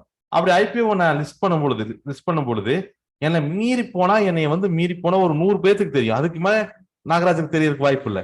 என்னை ஒரு 100 பேருக்கு தெரியும், அதிகபட்சம் ஒரு 200 பேருக்கு தெரியும்னா அதுல ஒரு 10-20 பேர் தான் அந்த ஸ்டாக்கையே வாங்குவான். எனக்காக அந்த ஸ்டாக்கையே வாங்குவான். அதுக்கு மேல ஒருத்தருமே வாங்க மாட்டான். ஏன்னா எனக்குன்னு ஃபேஸ் வேல்யூ கிடையாது, சரி, எனக்குன்னு ஒரு பிராண்ட் வேல்யூ கிடையாது, எதுவுமே கிடையாது. என்னைய மொத்தமா தெரிஞ்சவங்களே 200 பேர் தான் இருப்பாங்க. அதுல ஸ்டாக்னா என்னன்னு புரியவங்களே ஒரு 50 பேர் தான் இருப்பாங்க. அதுல நம்மளுக்காக வந்து வாங்குறவங்க 20 பேர் தான் இருப்பாங்க. அப்போ நாகராஜ் டாக்ஸி நான் ஒரு கம்பெனி ஸ்டார்ட் பண்ண போறேன் அப்படின்னா என்னோட ஸ்டாக்கை விற்கிறது ரொம்ப சிரமமா இருக்கு. இப்போ ஒரு பால் பாயிண்ட் பேனா இருக்கு, ஒரு சாதாரண ஒரு ரீஃபில் பேனா எடுத்துக்கோங்க. ஒரு ரீஃபில் பேனாவை தயாரிக்கிறதுக்கு ₹1.85 செலவாகுது. ஒரு ரீஃபில் பேனாவை தயாரிக்கிறதுக்கு ₹1.85 செலவாகுது. இது கிட்டத்தட்ட அதே விலைக்கு, உதாரணத்துக்கு ₹2 தயாரிக்க எனக்கு ₹1.85 செலவாகுது. அதே விலைக்கு கிட்டத்தட்ட அதே விலைக்கு ₹2 நான் கடையில வித்தேன்னா எவனும் அது என்ன பிராண்டு, யாரு தயாரிச்சா ஒரு கேள்வியும் கேட்க மாட்டான். கடைக்கு வருவான், ₹2 பேனா கொடுப்போம், எழுதி பார்ப்பான், எழுதும் வாங்கிட்டு போயிடுவான். அவ்வளவுதான் வியாபாரம். அப்போ கிட்டத்தட்ட அதோட ஃபேஸ் வேல்யூல, அதோட நாமினல் பிரைஸ்லயே நான் செல் பண்ணும் பொழுது, ஒரு பொருளை செல் பண்ணும் பொழுது அதுக்குண்டான பயர்ஸ் அதிகமா இருப்பாங்க. அது பிராண்டோ மற்ற விஷயங்களை பத்தி பெருசா கவலைப்பட மாட்டாங்க. அப்போ நான் ஒரு ஸ்டாக்கே, நாகராஜ் டாக்ஸிங்கிற எங்க கம்பெனியோடைய ஸ்டாக்கை நான் அது கிட்டத்தட்ட அதே விலைக்கு ஃபேஸ் வேல்யூக்கே, நாமினல் பிரைஸ்க்கே நான் வித்தேன் அப்படின்னு சொன்னா கொஞ்சம் அதிக அளவா சேல் ஆகும். இந்த ₹1.85 தயாரிக்கக்கூடிய என்னோட பால் பாயிண்ட் பேனாவை நான் ₹2 வித்தேன் அப்படின்னு சொன்னா யாரும் அது என்ன பிராண்டுங்கிறத பத்தி யோசிக்க மாட்டான். கடைக்கு ₹2 பேனா கூட வாங்கிட்டு போயிட்டே இருப்பான். ஆனா அதே ₹1.85 தயாரிக்க அந்த பேனாவை நான் ₹5 ₹10 சொல்லும் பொழுதுதான், ₹10 சொன்னேன், ₹5 சொன்னேன்னா மட்டும்தான் அவன் அடுத்த கேள்வி கேட்பான், இது செல்லோவா, ரோட்டமேட்டா, ரெனால்ட்ஸா என்னன்னு கேட்பான். அதே பேனாவை நான் ₹50 சொன்னா இது என்ன பார்க்கலான்னு கேட்பான். அப்போ நான் ₹2 விற்கும் போது ₹2 பேனாவை இது வரைக்கும் யாருமே நம்ம பிராண்ட் கேட்டு வாங்கியிருக்க மாட்டோம். எந்த பிராண்ட்ல ₹2 பேனாங்க கேட்டு வாங்கியிருக்க மாட்டோம். அது அதிகப்படியாக போகும்பொழுது மட்டும்தான் அதோட பிராண்ட் கேட்கும். அப்போ நான் மேக்சிமம் புதுசா அறிமுகம் இல்லாத, யாருன்னே தெரியாத, பெருசா மக்கள்கிட்ட அறிமுகம் இல்லாத கம்பெனிகள் எல்லாமே தன்னோட ஸ்டாக்கை ஐபிஓல ஃபேஸ் வேல்யூக்கே ரிலீஸ் பண்ணுவாங்க. ஆனா இப்போ உதாரணத்துக்கு இப்போ ரிலையன்ஸ் எடுத்துக்கும். ரிலையன்ஸ் கம்பெனி வந்து ரிலையன்ஸ் டாக்ஸி அப்படின்னு ஒரு புது கம்பெனி ஸ்டார்ட் பண்ண போறாங்க. ரிலையன்ஸ் டாக்ஸி அப்படின்னு புது கம்பெனி ஸ்டார்ட் பண்ண போறாங்க. அதோட ஐபிஓ விற்கிறதுக்காக மார்க்கெட்டுக்குள்ள வர்றாங்க. இப்போ ஊர்ல இருக்கிற எல்லாருக்கும் எக்ஸ்பெக்டேஷனா இருக்கும். ரிலையன்ஸ் எவ்வளவு பெரிய பிராண்டுன்னு எல்லாத்துக்குமே தெரியும். ரிலையன்ஸ் டாக்ஸி கம்பெனி ஆரம்பிக்க போறான். சிட்டிக்கு 200 காரை விட்டு கிலோமீட்டருக்கு 5 ரூபாய்க்கு கொடுத்து மார்க்கெட் பிடிச்சிருவா அப்படிங்கிற மாதிரி பேச்சுக்கெல்லாம் பெரிய லெவலில் வர ஆரம்பிக்கும். சோ இந்த ரிலையன்ஸ் டாக்ஸி அப்படிங்கிற ஐபிஓ வாங்குறதுக்கு டிமாண்ட் கிரியேட் ஆகும், போட்டா போட்டி நிலவு. அப்போ ரிலையன்ஸ்காரன் அதே ரிலையன்ஸ் அதே ஃபேஸ் வேல்யூக்கு அவர் விற்கணுங்கிற அவசியம் கிடையாது. அவர் என்ன பண்ணுவாரு, பிரீமியம் வேல்யூக்கு விற்பாரு. எப்படி விற்பாரு, நேரா பிரைமரி மார்க்கெட்ல ஐபிஓல எப்படி ரிலீஸ் பண்ணுவாரு, ஃபேஸ் வேல்யூ 10 ரூபா, ஒரு ஸ்டாக்கோட வேல்யூ இப்போ 300 ரூபாய்க்கு நான் விற்கிறேன், வேணுங்கிறவன் வாங்க அப்படின்றாரு. ஒரு ஸ்டாக்கோட வேல்யூ 300 ரூபாய்க்கு நான் விற்கிறேன், வேணுங்கிறவன் வாங்கு அப்படின்னு அனௌன்ஸ் பண்ணுவார். இப்படி விற்கிறதுக்கு பேர் பிரீமியம் வேல்யூ சேல்ஸ். இப்போ செகண்டரி பிரைமரி மார்க்கெட்ல நான் ஃபேஸ் வேல்யூக்கும் ஸ்டாக்கை விற்கலாம், பிரீமியம் வேல்யூக்கும் நான் விற்கலாம். உங்களுக்கு விருப்பம் இருந்தா நீங்க வாங்கிக்கலாம், அவ்வளவுதான். அப்போ பிரீமியம் வேல்யூ விற்கும் பொழுது இதான் ஃபேஸ் வேல்யூ, இந்த விலைக்கு நான் விற்கிறேன், வேணுங்கிறா வாங்குங்க அப்படிங்கிற அனௌன்ஸ் மாதிரி வரும். சரி, இப்போ மூணாவது இன்னொரு கம்பெனி எடுத்துக்கோ. உதாரணத்துக்கு இப்போ நாகராஜே யாருக்கும் எனக்கு தெரியாது, ஃபேஸ் வேல்யூக்கு வித்துட்டு போறேன். ரிலையன்ஸ் அவர் இந்தியா ஃபுல்லா தெரியும், அதனால அவரு பிரீமியம் வேலைக்கு வித்துட்டு வர்றாரு. ஆனா சில கம்பெனிகள் இருக்கு. உதாரணத்துக்கு இப்போ நீங்க முத்தூட் ஃபைனான்ஸ் எடுத்துக்கீங்களேன். முத்தூட் ஃபைனான்ஸை தமிழ்நாடு, கேரளா, ஆந்திரா, தெலுங்கானா, கர்நாடகா இங்கெல்லாம் கேட்டீங்கன்னா தெரியும். அசாம்ல போய் முத்தூட் ஃபைனான்ஸ் கேட்டா அவங்களுக்கு தெரியாது. குஜராத்ல போய் முத்தூட் ஃபைனான்ஸ் கேட்டா அவங்களுக்கு தெரியாது. அப்போ முத்தூட் ஃபைனான்ஸ் வந்து சில பேர்த்துக்கு தெரியும், சில பேர்த்துக்கு தெரியாது. அதாவது என்னை மாதிரி ஒண்ணுமே தெரியாத கம்பெனியும் கிடையாது, ரிலையன்ஸ் மாதிரி எல்லாத்துக்கும் தெரிஞ்ச மாதிரி கம்பெனியும் கிடையாது. இந்த மாதிரி இருக்கக்கூடிய கம்பெனிகள்ல பேண்ட் வேல்யூவை யூஸ் பண்ணுவாங்க. பேண்ட் வேல்யூவை யூஸ் பண்ணுவாங்க ஸ்டாக் லிஸ்ட் பண்றதுக்கு. பேண்ட் வேல்யூ யூஸ் பண்றது என்ன, ஸ்டாக்கோடைய ஃபேஸ் வேல்யூ 10 ரூபா, ஸ்டாக்கோடைய ஃபேஸ் வேல்யூ 10 ரூபா. ஸ்டாக் லிஸ்ட் பண்ணும்போது, ஐபிஓ லிஸ்ட் பண்ணும்போது 50 ரூபாயிலிருந்து 100 ரூபாய் வரைக்கும் கேட்கறவங்க கேளுன்றுவான். யாரெல்லாம் 100 ரூபாய்க்கு ஃபர்ஸ்ட் அப்ளை பண்றாங்களோ அவங்களுக்கு எல்லாம் ஸ்டாக் கொடுத்துருவாங்க. கொடுத்தது போக கையில ஸ்டாக் மிச்சம் இருந்ததுன்னா அடுத்து 99 ரூபாய்க்கு அப்ளை பண்ணவங்களுக்கு கொடுப்பாங்க. அது போகவும் ஸ்டாக் மிச்சம் இருந்துச்சுன்னா 98 ரூபாய்க்கு அப்ளை பண்ணவங்க கொடுப்பாங்க. இந்த மாதிரி ஸ்டாக் லிஸ்ட் அவுட் பண்றது அப்படிங்கிறது பேண்ட் வேல்யூ. இந்த மாதிரி ஸ்டாக் லிஸ்ட் அவுட் பண்றது அப்படிங்கிறது பேண்ட் வேல்யூ அப்படின்னு அர்த்தம். அப்போ பிரைமரி மார்க்கெட்ல ஒரு கம்பெனியோடைய ஓனர், ஒரு பிரைமரி மார்க்கெட்ல ஒரு கம்பெனியோடைய ஓனர் அந்த ஸ்டாக்கை ஃபேஸ் வேல்யூ, பேண்ட் வேல்யூ அல்லது பிரீமியம் வேல்யூன்னு எந்த வகையில வேணாலும் அவர் கொண்டு வந்து ஸ்டாக் மார்க்கெட்ல, பிரைமரி மார்க்கெட்ல அந்த ஒரு ஐபிஓவை ரிலீஸ் பண்ணலாம். அப்போ நீங்க படிச்சு பார்த்துக்கிட்டு ஓகே இது எனக்கு ஓகே, இந்த இது புரிஞ்சிருக்கு, இது புரியல, பிடிச்சிருக்கு, இந்த கம்பெனி வளரும் நீங்க நினைச்சீங்கன்னா அந்த ஐபிஓ நீங்க அப்ளை பண்ணலாம். ஓகே, இப்போ ஒரு உதாரணத்துக்கு ஒரு ஐபிஓ நீங்க அப்ளை பண்றீங்க அப்படின்னு சொன்னா உங்களுக்கு உடனே அந்த ஐபிஓ அவங்க கொடுத்தாங்கங்கிற எந்த ஒரு நிர்பந்தமும் கிடையாது. உதாரணத்துக்கு ஒரு கம்பெனி ஐபிஓ ரிலீஸ் பண்ணுது, அது கிட்டத்தட்ட ஐபிஓல ஒரு 40,000 ஸ்டாக் இருக்குதுன்னா அந்த 40,000 ஸ்டாக்குக்கு 80,000 பேர் அப்ளை பண்ணிட்டாங்க. 80,000 பேர் அப்ளை பண்ணிட்டாங்க. இப்போ இது கம்பெனியோட விருப்பம் தான், யாரு கொடுக்கணும் யாரு கொடுக்க கூடாதுங்கிறது. 40,000 ஸ்டாக் அந்த கம்பெனி ரிலீஸ் பண்ணுது, ஐபிஓல விற்க வருது, 80,000 பேர் அதுக்கு அப்ளை பண்ணியிருக்கான், 80,000 பேருக்கு அப்ளை பண்ணியிருக்கான். இப்போ இந்த கம்பெனி எப்படி வேணாலும் முடிவு எடுக்கலாம், ஃபர்ஸ்ட் கம் ஃபர்ஸ்ட் சர்வ்னு முடிவு எடுக்கலாம். அதாவது முதல்ல அப்ளை பண்ணவங்களுக்குலாம் கொடுத்துட்டு கடைசியில் அப்ளை பண்ணவங்களுக்குலாம் கொடுக்காம விடலாம். இல்ல 10 கேட்டவனுக்கு 5 கொடுத்துட்டு மற்றது பிரிச்சு கொடுக்கலாம். எப்படி வேணாலும் கொடுக்கலாம். ஒரு ஐபிஓ லிஸ்ட் பண்ணி அப்ளை பண்றதுக்கு உங்களுக்கு 5 நாள் 6 நாள் டைம் இருக்கும், 12 நாள் வரைக்கும் மேக்ஸிமம் டைம் இருக்கும். ஸோ ஒரு கம்பெனி ஃபர்ஸ்ட் என்ன பண்ணும், போய் செபி கிட்ட பர்மிஷன் கேட்கும். செபி பர்மிஷன் கொடுத்ததுக்கு அப்புறம் என்எஸ்சிலயோ பிஎஸ்சிலயோ இல்ல ரெண்டுலயுமே கூட அவங்க அந்த ஐபிஓவை ரிலீஸ் பண்ணுவாங்க. ஐபிஓ ரிலீஸ் பண்ணது அந்த கம்பெனியோட இன்ஃபர்மேஷனு, என்ன விலைக்கு நான் விற்கிறேன், இந்த கம்பெனியோட பிளான் என்ன, நான் என்னென்ன பண்ணலான் இருக்கேன், இந்த மாதிரி எல்லா இன்ஃபர்மேஷனும் சேர்ந்த அந்த இன்ஃபர்மேஷன் தான் அந்த ஐபிஓன்னு சொல்லக்கூடியது. அப்போ அது நீங்க எல்லாம் படிச்சு பார்த்துட்டு இந்த கம்பெனி வாங்கலாம்னு உங்களுக்கு தோணுச்சுன்னா 5 நாள் 6 நாள் டைம் இருக்கும். அந்த 6 நாளுக்குள்ள நீங்க அதை அப்ளை பண்றதா அப்ளை பண்ணிக்கலாம். இந்த டைம் முடிஞ்சதுக்கு அப்புறம் அதை அலோகேட் பண்ணுவாங்க. இதுதான் லிஸ்டிங் டேன்னு சொல்லக்கூடியது. அலோகேட் பண்ணுவாங்க, யாருக்கெல்லாம் நீங்க அப்ளை பண்ணிருக்கணும் எல்லாத்துக்கும் கொடுக்கலாம், இல்ல பாதி பேருக்கு கொடுக்காம இருக்கலாம், அதெல்லாம் கம்பெனியோட விருப்பம். அந்த மாதிரி அலோகேட் பண்ணிடுவாங்க. அந்த மாதிரி அலோகேட் பண்ணிட்டு இந்த கம்பெனி என்ன பண்ணும், இந்த கம்பெனி பணத்தை எடுத்துட்டு பணத்தை வாங்கிட்டு போய் அவன் கம்பெனி ரன் பண்ண ஸ்டார்ட் பண்ணிடுவான். அதுக்கப்புறம் இதுக்கு ஸ்டாக்குக்கும் கம்பெனிக்கு சம்பந்தம் கிடையாது, அதை நீங்க புரிஞ்சுக்கணும். கம்பெனி ஸ்டாக் வித்தாச்சு, பணத்தை கலெக்ட் பண்ணியாச்சு. இப்ப அவன் அடுத்து அவனுடைய கவனம் எங்க இருக்கும், கம்பெனியை ஸ்டார்ட் பண்ணி கம்பெனி லாபகரமா கொண்டு போறதுல, கம்பெனி ரன் பண்றதுல இருக்கும். அப்போ இந்த ஸ்டாக்குக்கு நீங்க ஸ்டாக் வாங்கி வச்சிருக்கிறீங்க, அந்த கம்பெனி வளரும் போது இந்த ஸ்டாக்கோட விலையும் வளரும், அந்த கம்பெனி வருஷம் லாபம் கொடுக்கும்போது உங்களுக்கு டிவிடெண்ட் வரும், எல்லாமே வரும். அப்ப இந்த ஸ்டாக்கை நீங்க இன்னொருத்தருக்கு விற்கலாம்னு நினைச்சீங்கன்னா, இல்ல இந்த ஸ்டாக்கை வித்தலாம்னு நினைச்சீங்கன்னா, நீங்க திரும்பி போய் கம்பெனிக்கு விற்க முடியாது. இந்த ஸ்டாக்கை இன்னொருத்தருக்கு தான் நீங்க விற்கணும். அதே மாதிரி இன்னைக்கு போய் ஒரு கம்பெனியோட ஸ்டாக், உதாரணத்துக்கு இப்ப ஏர்டெல் கம்பெனி இருக்கு, ஏர்டெல் கம்பெனியோட ஸ்டாக் இன்னைக்கு வாங்கணும்னா அவன் 20 வருஷத்துக்கு முன்னாடி ஐபிஓ ரிலீஸ் பண்ணிட்டு போயிட்டான். 20 வருஷத்துக்கு முன்னாடி ஐபிஓ ரிலீஸ் பண்ணிட்டு போயிட்டான். இன்னைக்கு அந்த கம்பெனியோட ஸ்டாக் வாங்கணும்னா நீங்க கம்பெனில போய் வாங்க முடியாது. ஆல்ரெடி யார்கிட்ட ஏர்டெல் ஸ்டாக் இருக்கோ அவங்க கிட்ட தான் வாங்க முடியும். அப்போ உங்ககிட்ட இருக்கக்கூடிய ஸ்டாக்கை விற்கிறதும் இல்ல இன்னொருத்தர் இருக்கக்கூடிய ஸ்டாக் வாங்குறதும், இந்த ஆக்டிவிட்டி எல்லாம் நடக்கக்கூடிய இடம் தான் செகண்டரி மார்க்கெட். அதை பத்தி நம்ம பேசுவோம். இது ஆக்டிவிட்டி எல்லாம் நடக்கக்கூடிய இடம் தான் செகண்டரி மார்க்கெட். அப்போ பிரைமரி மார்க்கெட்ல இந்த மாதிரி ஸ்டாக்கை வித்துட்டு ஐபிஓ ரிலீஸ் பண்ணி ஸ்டாக் வித்துட்டு கிளம்பிடுவாங்க. இந்த பிரைமரி மார்க்கெட்ல நடக்கக்கூடிய ஆக்டிவிட்டி, பிரைமரி மார்க்கெட்ல நடக்கக்கூடிய ஆக்டிவிட்டி இதுதான் இந்த பிரைமரி மார்க்கெட்ல நடக்கக்கூடிய ஆக்டிவிட்டி. பிரைமரி மார்க்கெட்ல ஸ்டாக் அனலைஸ் பண்றது அப்படிங்கிறது ரொம்பவே சிரமமான விஷயம். நம்ம ஃபண்டமெண்டல் அனலைசிஸ் இதை பத்தி நம்ம நிறைய பேசுவோம். இருந்தாலும் ஒரு சின்ன விஷயம், பிரைமரி மார்க்கெட்ல அந்த கம்பெனி அப்பதான் உள்ள வருது. மேக்சிமம் ஆல்ரெடி ரன் ஆயிட்டு இருக்கிற கம்பெனி வரும், இல்ல புதுசா இருக்கக்கூடிய கம்பெனி வரும். பட் பிரைமரி மார்க்கெட்ல ஒரு கம்பெனியோடைய அனலைஸ் பண்றதுக்கு நம்ம கிட்ட ஒண்ணுமே இருக்காது. அதுக்கு முன்னாடி பெரிய டேட்டாவோ அந்த கம்பெனியோட சேல்ஸ் பத்தி இன்ஃபர்மேஷன் இந்த மாதிரி எந்த ஒரு பெரிய விஷயங்களும் இருக்கு. அந்த கம்பெனி அப்பதான் ஃபர்ஸ்ட் டைம் கொண்டு வந்து ஸ்டாக்கை விற்கிறாங்க. பிரைமரி மார்க்கெட்ல ஒரு 10 கம்பெனி புதுசா வருது அப்படின்னு சொன்னா அதுல 5 கம்பெனி காணாம போயிடும். ஒரு 2 கம்பெனி ஓரளவுக்கு மாறுறேட்டா அப்படின்னு நகரும். ஏதோ ஒரு கம்பெனியோ 2 கம்பெனியோ தான் உச்சத்துக்கு போகும். ஐபிஓ ரிலீஸ் ஆகும் பொழுதே அந்த ஸ்டாக்கை கவனிக்கிறது அப்படிங்கிறது, அந்த ஸ்டாக்கை கவனிக்கிறது இல்ல அந்த ஸ்டாக்கை புரிஞ்சுக்கிறது அப்படிங்கிறது ரொம்ப சிரமமான விஷயம். உதாரணத்துக்கு இப்ப என்னுடைய பீரியட்ல இந்த இதுல பாத்தீங்கன்னா ஏர்டெல் ஐபிஓ எடுத்துக்கோங்க. உதாரணத்துக்கு ஏர்டெல் ஐபிஓ வந்த காலகட்டத்துல பாத்தீங்கன்னா ஏர்டெல் ஐபிஓ ரிலீஸ் பண்றாங்க. மக்கள் யாருமே அந்த ஏர்டெல் ஐபிஓ வாங்கவே இல்லை. ஏன்னா மக்கள் அப்ப இருக்கக்கூடிய இன்வெஸ்டர்ஸ்ல என்ன பேசிக்கிட்டாங்க அப்படின்னு சொன்னா, அப்ப இருக்கக்கூடிய இன்வெஸ்டர்ஸ்ல என்ன பேசிக்கிறாங்க அப்படின்னு சொன்னா, பணக்காரன் மட்டும்தான் செல்போன் யூஸ் பண்ணுவான். இது 25 வருஷத்துக்கு முன்னாடி நான் சொல்றேன், பிஃபோர் 20 இயர்ஸ் செல்போன் வந்த புதுசு. அப்போ பணக்காரன் மட்டும்தான் செல்போன்கள் யூஸ் பண்ணுவா. அப்படியே வாங்குறதா இருந்தாலும் பிஎஸ்என்எல் தான் வாங்குவா. அப்ப பிஎஸ்என்எல் தான் மிகப்பெரிய கம்பெனி, பிஎஸ்என்எல் தான் வாங்குவா. இந்த கம்பெனியெல்லாம் எங்க ஜெயிக்க போகுது அப்படின்னு பேசினாங்க. இன்னைக்கு அன்னைக்கு ஒரு 10,000 ரூபாய்க்கு ஏர்டெலோட ஐபிஓ வாங்கி வச்சிருந்தா இன்னைக்கு அதோட மதிப்பு கிட்டத்தட்ட 30 கோடி ரூபாய்க்கு மேல. ஒரு 10,000 ரூபாய்க்கு இன்வெஸ்ட் பண்ணியிருந்தோம்லாம் கூட. ஆனா எல்லா கம்பெனியும் வளருமானா அப்படி வளராது. இன்ஃபோசிஸ், ஏர்டெல் இந்த மாதிரியான சில கம்பெனிகள் தான் இந்த நேரான வளர்ச்சிகளுக்கும் நிறைய கம்பெனிகள் காணாம போனதுக்கான சுவடுகளும் இருக்கு.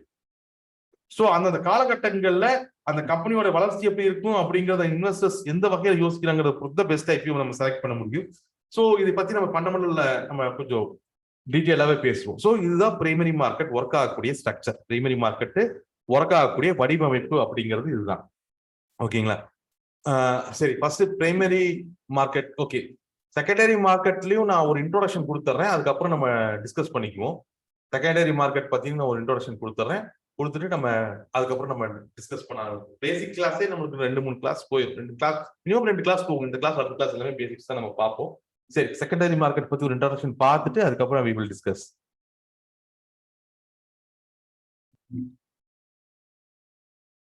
ஓகே, செகண்டரி மார்க்கெட்ல ஸ்டாக் ஈக்விட்டி அதெல்லாம் பேசியாச்சு. செகண்டரி மார்க்கெட்ல பையரும் யாரா வேணாலும் இருக்கலாம், செல்லரும் யாரா வேணாலும் இருக்கலாம். பையரும் யாரா வேணாலும் இருக்கலாம், செல்லரும் யாரா வேணாலும் இருக்கலாம். செகண்டரி மார்க்கெட்ல யார் பிரைஸ் டிசைட் பண்ணுவா?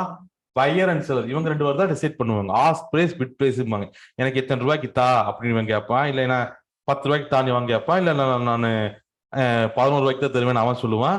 2 பேரும் பேசி ஒரு 10-50 பைசா விலை முடிவாகும். ஸோ செகண்டரி மார்க்கெட்டை பொறுத்த வரைக்குமே ஒரு ஸ்டாக்கோடைய விலையை நிர்ணயம் பண்ணக்கூடியது அப்படிங்கிறது பையர் அண்ட் செல்லர்ஸ் தான். இந்த செகண்டரி மார்க்கெட்டை புரிஞ்சுக்கணும் அப்படின்னா, இந்த செகண்டரி மார்க்கெட் ஆக்சுவலா 3 செக்மெண்டா பிரிஞ்சிருக்கு. இந்த செகண்டரி மார்க்கெட் அப்படிங்கிறது 3 செக்மெண்டா பிரிஞ்சிருக்கு. கேஷ், ஃபியூச்சர் அண்ட் ஆப்ஷன் அப்படிங்கிறது. செகண்டரி மார்க்கெட் எவ்வளவு செக்மெண்டா பிரிஞ்சிருக்கு? 3 செக்மெண்ட். கேஷ், ஃபியூச்சர், ஆப்ஷன் அப்படின்னு 3 இந்த செகண்டரி மார்க்கெட் பிரிஞ்சிருக்கு. இதுல கேஷ் அப்படிங்கிறது ஒரிஜினல் மார்க்கெட். இந்த ஃபியூச்சர்ஸ் அண்ட் ஆப்ஷன் அப்படிங்கறத நம்ம டெரிவேட்டிவ் மார்க்கெட் அப்படின்னு சொல்லுவோம். டெரிவேட்டிவ் மார்க்கெட்டா டிரைவ்டு மார்க்கெட்னு அர்த்தம். அதாவது பால் ஒரிஜினல் மார்க்கெட், அதிலிருந்து டிரைவ் பண்ணப்பட்டு வியாபாரமாகப்படக்கூடிய தயிர் டெரிவேட்டிவ் மார்க்கெட். பால் ஒரிஜினல் மார்க்கெட், தயிர் டெரிவேட்டிவ் மார்க்கெட். இப்போ இந்த தயிரோட விலை அப்படிங்கிறது எப்பவுமே அந்த பாலோட விலையை சார்ந்துதான் இருக்கு. தயிரோட விலை அப்படி, பால் 100 ரூபாய்க்கு வித்தா தயிரோட விலையும் 100 ரூபாய்க்கு போயிடும். பால் கம்மியான விலைக்கு வித்தா தயிரோட விலையும் கம்மியான விலைக்கு போயிடும்.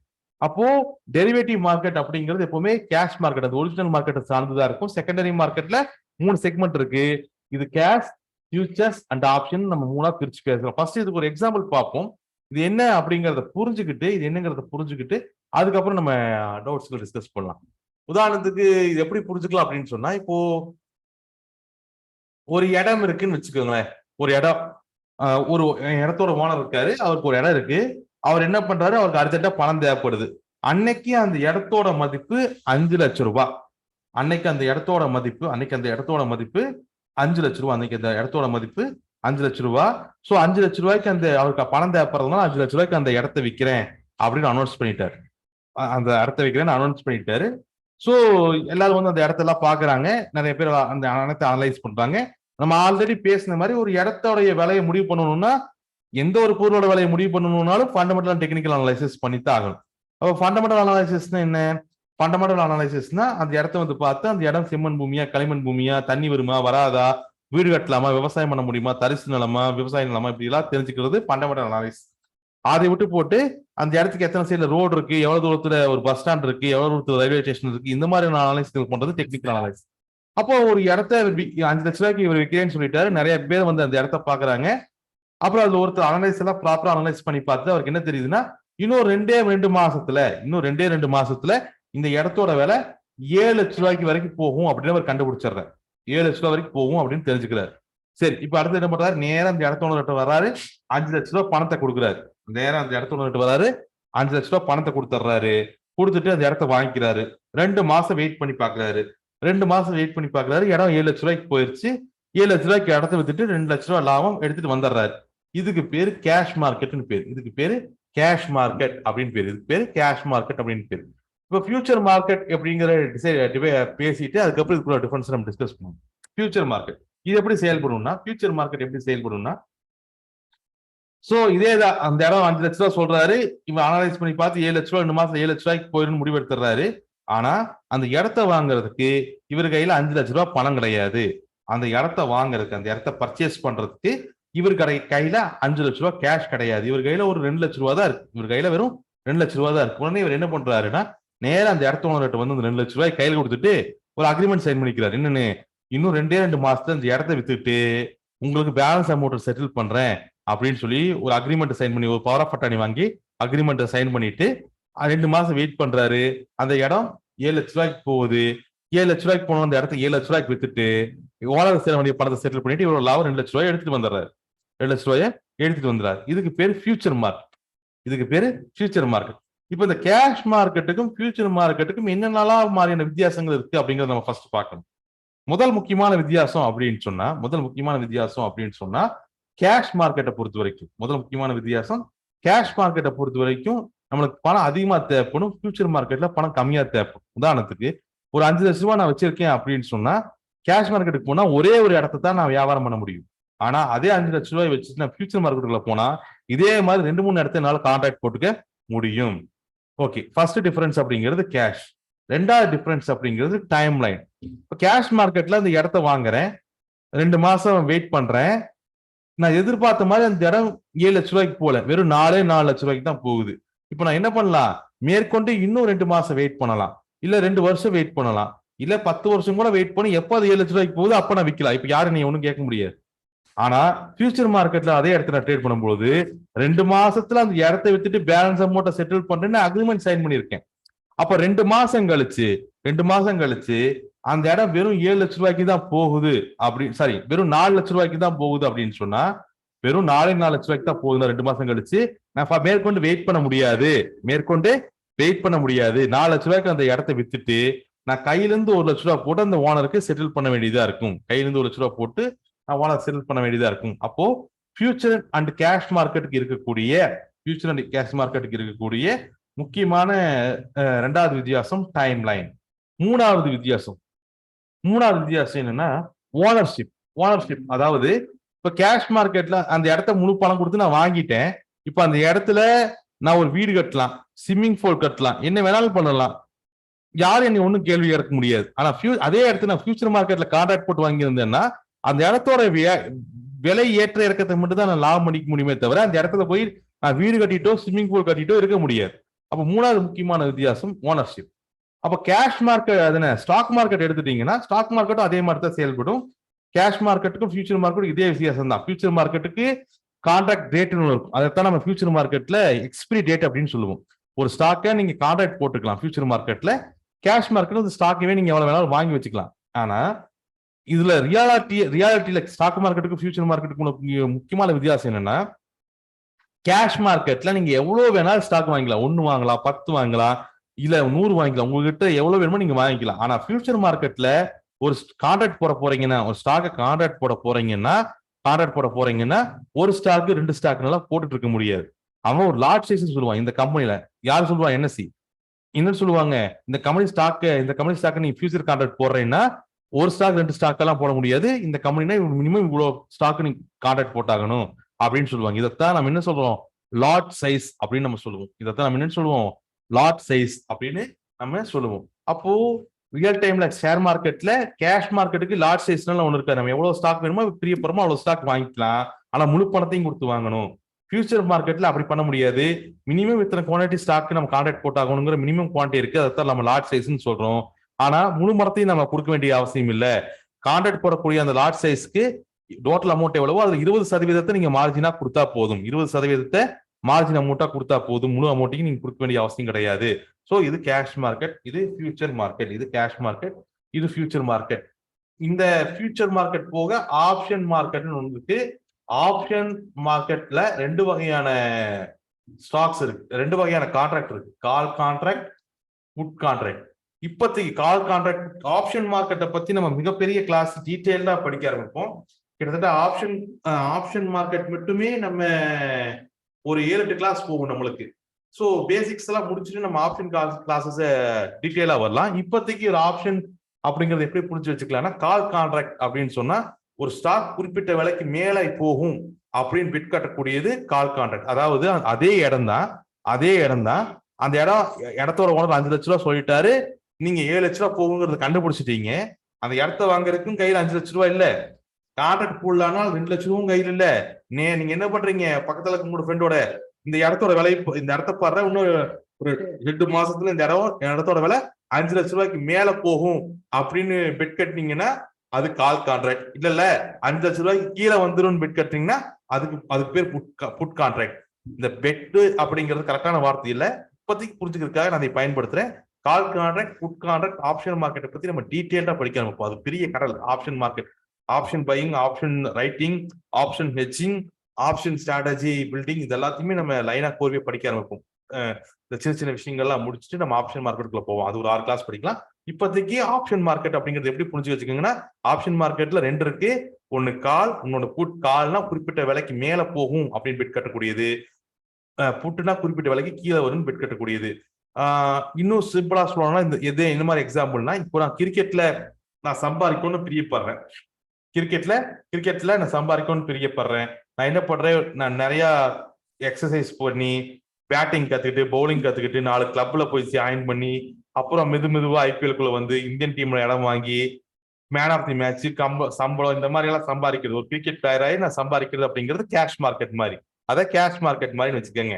இதே ஃபியூச்சர் மார்க்கெட்னா எப்படி புரிஞ்சுக்கலாம்னா, இந்த மாதிரி உருவான பிளேயர்ஸ் எல்லாத்தையும் பிடிச்சி ஒரு டீமா போட்டு Chennai Royals, Chennai Super Kings, Bangalore ராயல்ஸ்னு டீம் உருவாக்கி அவங்கள விளையாட விட்டு சம்பாதிக்கிறது ஃபியூச்சர் மார்க்கெட் மாதிரி வச்சுக்கோங்க. ஆனா இதெல்லாம் எதுக்குமே சம்பந்தம் இல்லாம டிவியில உட்காந்து அந்த மேட்சை பார்த்துட்டு இல்ல சென்னை ஜெயிக்குது இல்ல மும்பை ஜெயிக்குது நம்ம 2 பேரும் மாத்தி பெட் கட்டி விளையாடுறத ஆப்ஷன் மார்க்கெட் மாதிரி வச்சுக்கோங்க. ஸோ ஆப்ஷன் மார்க்கெட்டை நம்ம இன்னும் டீட்டெயிலா நம்ம படிக்க ஆரம்பிக்கலாம். ஓகே, இது பேசிக் ஸ்ட்ரக்சர். இன்னைக்கு நம்ம பார்த்தது பேசிக் ஸ்ட்ரக்சர் என்ன பார்த்திருக்கோம்? Share market, NSC, BSC, SEBI, Sensex, Nifty, அதுக்கப்புறம் primary market, secondary market, buyer, seller, IPO, cash market என்ன, ஃபியூச்சர் மார்க்கெட் என்னங்கிறது பேசியிருக்கோம். ஆப்ஷன் மார்க்கெட்னா என்னன்னு ஒரு பேசிக் ஐடியா கிரியேட் பண்ணியிருக்கோம். டீட்டெயிலா நம்ம படிக்க ஆரம்பிக்கலாம். ஸோ இப்போ இது வரைக்கும் இருக்கக்கூடிய டவுட்டுக்கு கிளாரிஃபை பண்ணிட்டு நம்ம அடுத்தது பேச ஆரம்பிக்கலாம். நான் அன்மியூட் பண்றேன். we will discuss. என்ன டவுட் இருக்கோ நம்ம ஃபர்ஸ்ட் அதை பேசிடுவோம்.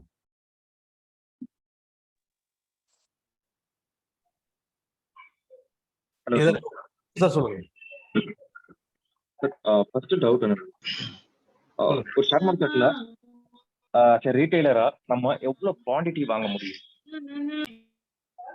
அதுக்கு எதனா எக்ஸெப்ஷன்ஸ் இருக்கா இல்ல? இல்ல சார், நீங்க எவ்வளவு வாங்க முடியும் அப்படிங்கிறது ரெண்டு விஷயத்தை பொறுத்தது. எவ்வளவு ஸ்டாக் அவைலபிளா இருக்கு, ஓகே, எவ்வளவு பணம் வச்சிருக்கீங்கிறத பொறுத்து தான். ஃப்ரீ ஃப்ளோட் அவைலபிள் அது வந்து கண்டுபிடிக்கிறது எனக்கு எப்படின்னா, இப்போ டாடா ஸ்டீல்ல நான் ஒரு ஸ்டாக் வாங்குறேன், இதுல நான் எவ்வளவு குவாண்டிட்டி வாங்க முடியும்? ஒரு ரீட்டைலரா ஒரு நபர் எவ்வளவு குவாண்டிட்டி வாங்கலாம்? சார் அப்படி எந்த ஒரு லிமிடேஷனும் கிடையாதுங்க. முதல்ல ஒரு தனிப்பட்ட நபர் 100% ஆஃப் டாடா ஸ்டீல் ஸ்டாக்ஸ் கூட நீங்க வாங்கிக்கலாம், அது பிரச்சனையே கிடையாது. ரெண்டு விஷயத்தை நீங்க புரிஞ்சுக்கணும். முதல்ல ஃப்ரீ ஃப்ளோட்டிங் ஸ்டாக்னு என்னன்னு அண்டர்ஸ்டாண்ட் பண்ணிக்கணும். ஃப்ரீ ஃப்ளோட்டிங் ஸ்டாக்னு என்னன்னா, நான் கம்பெனியோடைய ப்ரொமோட்டர் அல்லது ஓனர் சேர்மேன், நான் ஒரு குறிப்பிட்ட சதவீத ஸ்டாக்கை நான் வச்சுக்கிட்டு ஒரு 40% ஸ்டாக் வச்சுக்கிட்டு 60% ஸ்டாக்கை தான் நான் மார்க்கெட்ல வித்திருப்பேன். இந்த 60% ஸ்டாக் தான் ஃப்ரீ ஃப்ளோட்டிங் ஸ்டாக் அப்படின்னு சொல்லக்கூடியது. இந்த 60% ஸ்டாக்குக்குள்ளதான் சேல்ஸ் எல்லாமே நடக்குது, எல்லா விஷயமும் நடக்குது. ஒருத்தர் வாங்குறாரு, இன்னொருத்தர் விற்கிறார், ஒருத்தர் வாங்குறாரு, இன்னொருத்தர் விற்கிறார். இப்போ உங்களுக்கு நீங்க ஒரு 10,000 கோடி நீங்க டாடா ஸ்டீல் ஸ்டாக் வாங்கணும்னா நீங்க 10,000 கோடி வேணும் ஆர்டர் போட்டுக்கலாம். அது எந்த விதமான ரெஸ்ட்ரிக்ஷன் கிடையாது. அந்த அளவுக்கு பணம் வச்சிருந்தீங்கன்னா ஆர்டர் விழுந்துரும். ஆனா விற்கிறவன் வித்தாத்தான் நீங்க வாங்க முடியும். அதையும் நீங்க ஞாபகம் வச்சுக்கணும். நீங்க ஆர்டர் கேட்கறீங்கனால நீங்க பை ஆர்டர் போட்டுட்டீங்கன்னாங்கிறதுனாலயே யாராலும் உங்களுக்கு விற்கணுங்கிற எந்த ஒரு அவசியம் மார்க்கெட்டுக்கு இல்ல. சோ நீங்க எவ்வளவு வேணாலும் ஆர்டர் போட்டுக்கலாம், அந்த அளவுக்கு செல்லர்ஸ் இருந்தாங்கன்னா நீங்க வாங்கிக்கலாம், அவ்வளவு. ஓகே சார், அப்போ நான் ஒரு இன்டர்நெட்டா இருக்கும்போது நான் ஒரு 1,00,000 ஸ்டாக் நான் போறேன்னு வச்சுக்கோங்களேன் குவாண்டிட்டி. அந்த சைட்ல நான் ஆர்டர் போட்டுருவேன், ஆனா எனக்கு வருமானது அந்த சைடு வித்தாதான் வரும்ன்றீங்க? ஆமா ஆமா, ஆப்வியஸ்லி நீங்க பை பண்றதுன்னா செல் பண்ற ஒரு ஆள் இருக்கணும் இல்லையா? ஓகே, அப்போ என்ன நடக்குதுன்னா 60% ஸ்டாக்ஸ் 2000ல வித்திருந்தாலுமே ஒரு ஓனர், அது இன்னைக்கு வரைக்குமே அது வந்து ரொட்டேஷன் தான் ஆயிட்டு இருக்கு, ஒரு டிக்கெட் பேசிஸ், ஒரு லூப்பிங்கா தான். பட் அது இன்க்ரீஸும் ஆகல, லோவும் ஆகல. அந்த 60%ன்றது அப்படியே தான் இருக்கு. ஆமா, அது ஏறவோ இறங்கவோ செய்யாது, அந்த 60%ங்கிறது அப்படியே தான் இருந்துகிட்டு இருக்கு. அப்படியேதான் இருக்கு. அது வந்து யாருக்கிட்ட மாறிட்டு இருக்குன்னா ரீட்டைலர் கிட்டே தான் கை மாறி இல்ல, ரீட்டைலர்ஸ் மட்டும் இல்லைங்க மார்க்கெட்ல. ரீட்டைலர்ஸ், எஃப்ஐஐசி, டிஐஎஸ்ல பாத்தீங்கன்னா மியூச்சுவல் ஃபண்ட்ஸ், இவங்க எல்லாத்துக்கிட்டையுமே அந்த 60% ஷேர் சுத்திட்டு இருக்க போகுது, அவ்வளவுதான். ஓகே, அப்ப அதை தாண்டி போறது இல்லை sir. Okay sir, second doubt என்னன்னா, இப்போ மார்க்கெட்ல ஃபண்டமெண்டல்னால பிரைஸ் ஏறுதா இல்ல நாங்க ஷேர் வாங்குறதுனால ஏறுதா? இப்போ ஃபார் எக்ஸாம்பிள், நான் ஒரே நாள்ல ஒரு 1,00,000 300 கோடி ஸ்பெண்ட் பண்ணி நான் ஒரு ஸ்டாக் வாங்குறேன், 300 கோடி. இதனால மார்க்கெட் ஏறுமா இறங்குமா? நான் ஒருத்தன் வாங்குறதுனால 300 கோடி ரூபாய் செலவு பண்ணி ஒரு ப்ராடக்ட் நான் ஒரு ஸ்டாக்கை வாங்குறதுனால மார்க்கெட் ஏறுமா இறங்குமா? அதாவது என் கையில கண்ட்ரோல் வருமா இல்ல அவங்க கையில கண்ட்ரோல் போயிடுமா? அப்படி இல்லை சார். ஆக்சுவலா வந்து என்ன கான்செப்ட் அப்படின்னு சொன்னா, பணம் உள்ள வர்றதுனால மட்டும்தான் ஒரு ஸ்டாக்கோட விலை ஏறும். ஓகேங்களா? பணம் உள்ள வராம எந்த ஒரு பொருளோட விலையும் ஏற முடியாது. எந்த ஒரு பிசினஸுமே அப்படி செயல்படாது. பணம் உள்ள வந்தா தான் ஸ்டாக்கோட விலை. நிறைய பேர் ஒரு காசு போட்டு பணம் ஒரு ஸ்டாக் வாங்கும் பொழுதுதான் அந்த ஸ்டாக்கோட விலை ஏறும். ஓகேங்களா? அடிப்படையில பணம் உள்ள வராம எந்த ஒரு பொருளோட விலையும் ஏறாது. எந்த ஒரு பொருளுமே அப்படித்தான், எந்த ஒரு வியாபாரமும் அப்படித்தான். அப்போ நீங்க நிறைய பேர் சேர்ந்து ஒரு ஸ்டாக் வாங்குறதுனாலதான் ஸ்டாக்கோட விலை ஏறும். அப்போ நான் ஒரு நாளைக்கே 1000 கோடி ரூபாய் கொடுத்து ஒரு ஸ்டாக் வாங்குறேன்னா என்னால மார்க்கெட்டை அசைக்க முடியும் இல்லையா? ஆமா ஆமா, அதுதான் கேக்குறேன். அந்த நேச்சர் ஆஃப் அந்த பிஹைண்ட் தி ஸ்கிரீன் என்ன இருக்குன்றதுக்காக தான் கேக்குறேன். 1000 கோடி ரூபாய் நான் போறேன்னா என்னாலையும் மார்க்கெட்டை அசைக்க முடியும் ஒரே கேண்டல் ஸ்டிக்ல. ஆமா, பணம் உள்ள கொண்டு வந்தீங்கன்னா பணம் இருக்கிறவங்க தான் மார்க்கெட் அசைக்க முடியும். பணம் இல்லாம ஒருத்தர் அசைக்க முடியும். மார்க்கெட்டை மேஜிக்ல ஒர்க் பண்ண முடியாது. மார்க்கெட்டை பணம் வச்சு தான் ஒர்க் பண்ணணும். அப்போ இன் கேஸ் ஆஃப் எனி நியூஸா இருக்கட்டும் இல்ல கம்பெனியோட எந்த இதுவா இருந்தாலுமே என்கிட்ட பணம் இருக்குன்னா நானே மார்க்கெட்டை மேல தூக்கிட்டு வரலாம். இந்த லாஸ்ல எவ்வளவு லாஸ்ல போனாலுமே ஒரு 100 கோடி ரூபாய் லாஸ்ல போயிட்டு இருக்கு. ஆமா சார், அதான் சார், அது என்னவா வேணாலும் இருக்கட்டும். ஓகேங்களா? நியூஸ் எப்படி வேணாலும் இருக்கட்டும். அடிப்படை என்ன, ஒரு ஸ்டாக்ல நிறைய பேர் பணம் போட்டா அந்த ஸ்டாக்ல நிறைய பணம் உள்ள வந்துச்சுன்னா ஒரு கம்பெனில ஸ்டாக்கோட விலை ஏற போகுது. நிறைய பேர் செல் பண்ணா பணத்தை வெளியே எடுத்தா ஸ்டாக்கோட விலை இறங்க போகுது. இதுதான் அடிப்படை விஷயம். ஓகேங்களா? இதுதான் அடிப்படை விஷயம். ஓகே, நான் போன கிளாஸ்லயும் நம்ம பேசணும். ஒரு நியூஸ் வருதுன்னா நியூஸுக்கு ஸ்டாக்கோட விலை ஏறாது. அந்த நியூஸை கேட்டுட்டு இந்த நியூஸ்னால அந்த கம்பெனி டெவலப் ஆகுங்கிற முடிவுக்கு வந்து அந்த கம்பெனியோட ஸ்டாக் நிறைய பேர் போய் வாங்குறதுனாலதான் அந்த ஸ்டாக்கோட விலை ஏறுது. Okay sir. வேற யாருக்கு என்ன டவுட் சார்? எழுதுரை சொல்லுங்க. மத்த சார் வணக்கம் சார். சார் சொல்லுங்க சார். எனக்கு இதான் சார் ஃபர்ஸ்ட் கிளாஸ். ஆக்சுவலா நம்ம இப்போ மார்க்கெட் வாட்ச் பண்றதா இருந்தா எந்த ஆப்ல சார் பார்க்கலாம்? அது எப்படி பார்க்க முடியும் சார்?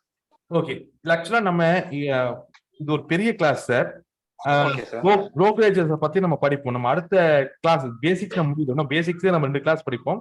அடுத்த கிளாஸ் இந்த மாதிரியான புரோக்கரேஜஸ்னா என்ன, புரோக்கரேஜஸ் எதுலாம் என்ன இருக்கும், இந்த விஷயங்களை நம்ம ஒரு டீடைல் கிளாஸாவே படிப்போம் சார். நீங்க அது ஒரே ஒரு கிளாஸ் மட்டும் அதை வெயிட் பண்ணுங்க.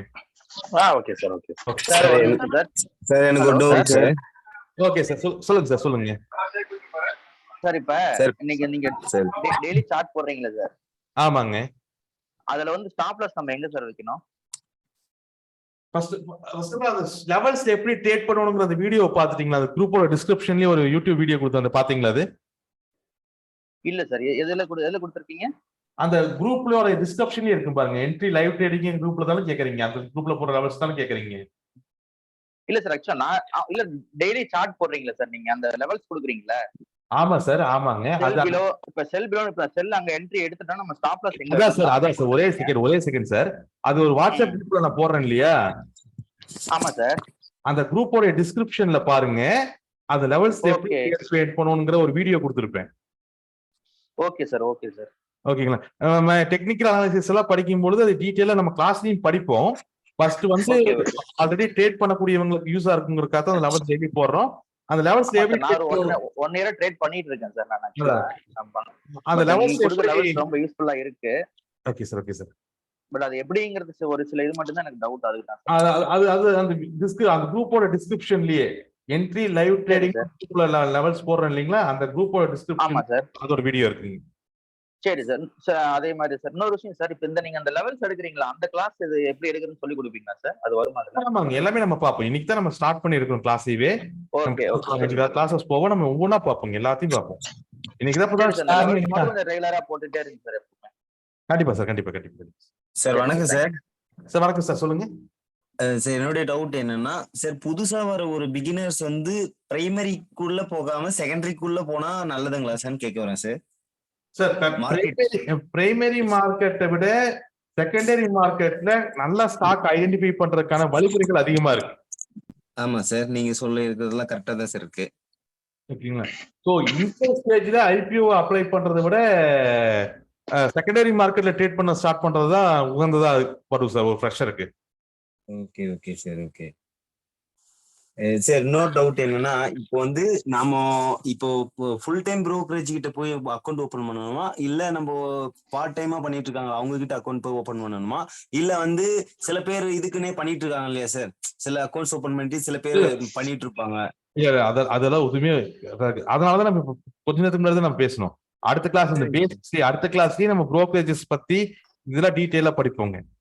சரிங்க சார்.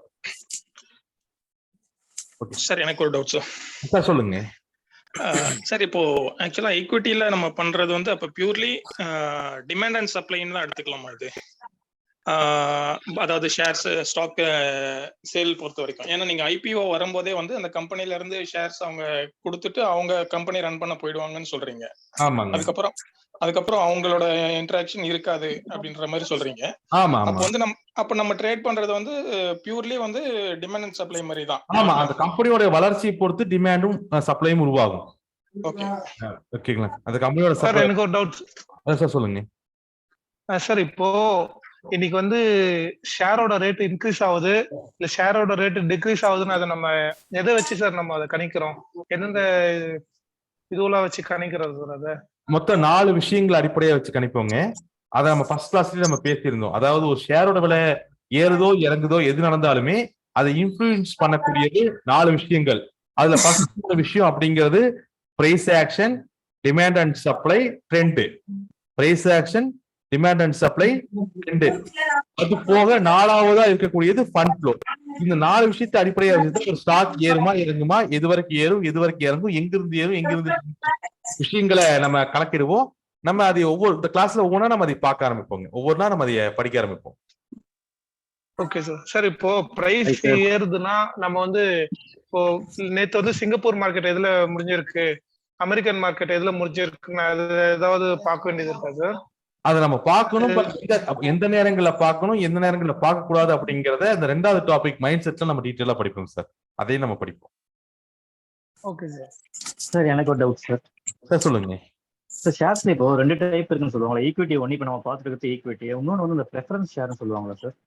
அது எப்படி சார் ஒர்க் ஆகுது சார்? ப்ரிஃபரன்ஸ் ஷேர் அப்படிங்கிறது வந்து ஷேர்ஸ் நீங்க ஓப்பன் மார்க்கெட்ல விற்கிறதுக்கு, ஸ்டாக் மார்க்கெட்ல என்எஸ்சில பிஎஸ்சில விற்கிறதுக்கு முன்னாடி கம்பெனி பணம் புரட்டுறதுக்காக அவங்க கம்பெனியோட எம்ப்ளாயிஸுக்கோ இல்ல அவங்களுக்கு தெரிஞ்ச சர்க்கிள்லயே விற்பாங்க. அதைத்தான் ப்ரிஃபரன்ஸ் ஷேர் அப்படிங்கிற கேட்டகரியில வரும் நம்மளுக்கு. அது வந்து டைரக்டா ஸ்டாக் மார்க்கெட்டுக்குள்ள வராது. அது ஆல்ரெடி அதுக்கு முன்னாடியே அவங்க கலெக்ட் பண்ணி அது வித்துருவாங்க அதையே. Okay thank you sir. எனக்கு ஒரு டவுட் சார். சார் சொல்லுங்க. ஹலோ சார் சொல்லுங்க சார். நான் வந்து இப்ப இதான் சார் ஃபர்ஸ்ட் கிளாஸ். எனக்கு நான் ஃப்ரெஷர். ஆக்சுவலா எனக்கு ஷேர் மார்க்கெட் பத்தி எதுவும் தெரியாது சார். இன்னைக்கு எடுத்த கிளாஸ்ல எனக்கு என்ன டவுட்னா, இப்போ நீங்க ஒரு கம்பெனி வந்து ஐபிஓ லான்ச் பண்ணுதுன்னு சொல்லிருக்கீங்களா சார்? ஆமாங்க. ஃப்ரெஷர் அதை வந்து நம்ம எப்படி ஃபைண்ட் அவுட் பண்றது சார்? இல்ல, அது உங்களுடைய டிமேட் அக்கௌண்ட் நீங்க ஓபன் பண்ணீங்கனாலே, உங்க டிமேட் அக்கௌண்ட்குள்ள போனீங்கனாலே ஐபிஓன்னு ஒரு டேப் இருக்கும். அதை கிளிக் பண்ணீங்கனாலே எந்தெந்த கம்பெனியோட ஐபிஓ வந்திருக்கும் அப்படிங்கிற லிஸ்ட் ஆயிருக்கும். அதுல உங்களுக்கு எது வேணுமோ நீங்க அதை கிளிக் பண்ணி நீங்க சப்ஸ்கிரைப் பண்ணலாம் சார். அது ஒரு பெரிய விஷயம் கிடையாது. நீங்க டிமேட் அக்கௌண்ட் ஓபன் பண்ணீங்கனாலே அந்த ஆப்ஷன் முன்னாடியே இருக்கும். அதையும் நம்ம ஐபிஓல நம்ம என்னென்ன அனலைஸ் பண்ணணும் சார்? இப்போ ஒரு ஷேர், அந்த ஐபிஓ புது ஷேர் வாங்குறதுன்னா எப்படி அனலைஸ் பண்ணி வாங்குறது சார்? அது நம்ம ஃபண்டமெண்டல் அனலைசிஸ்ல நம்ம டீப்பா பார்ப்போம்.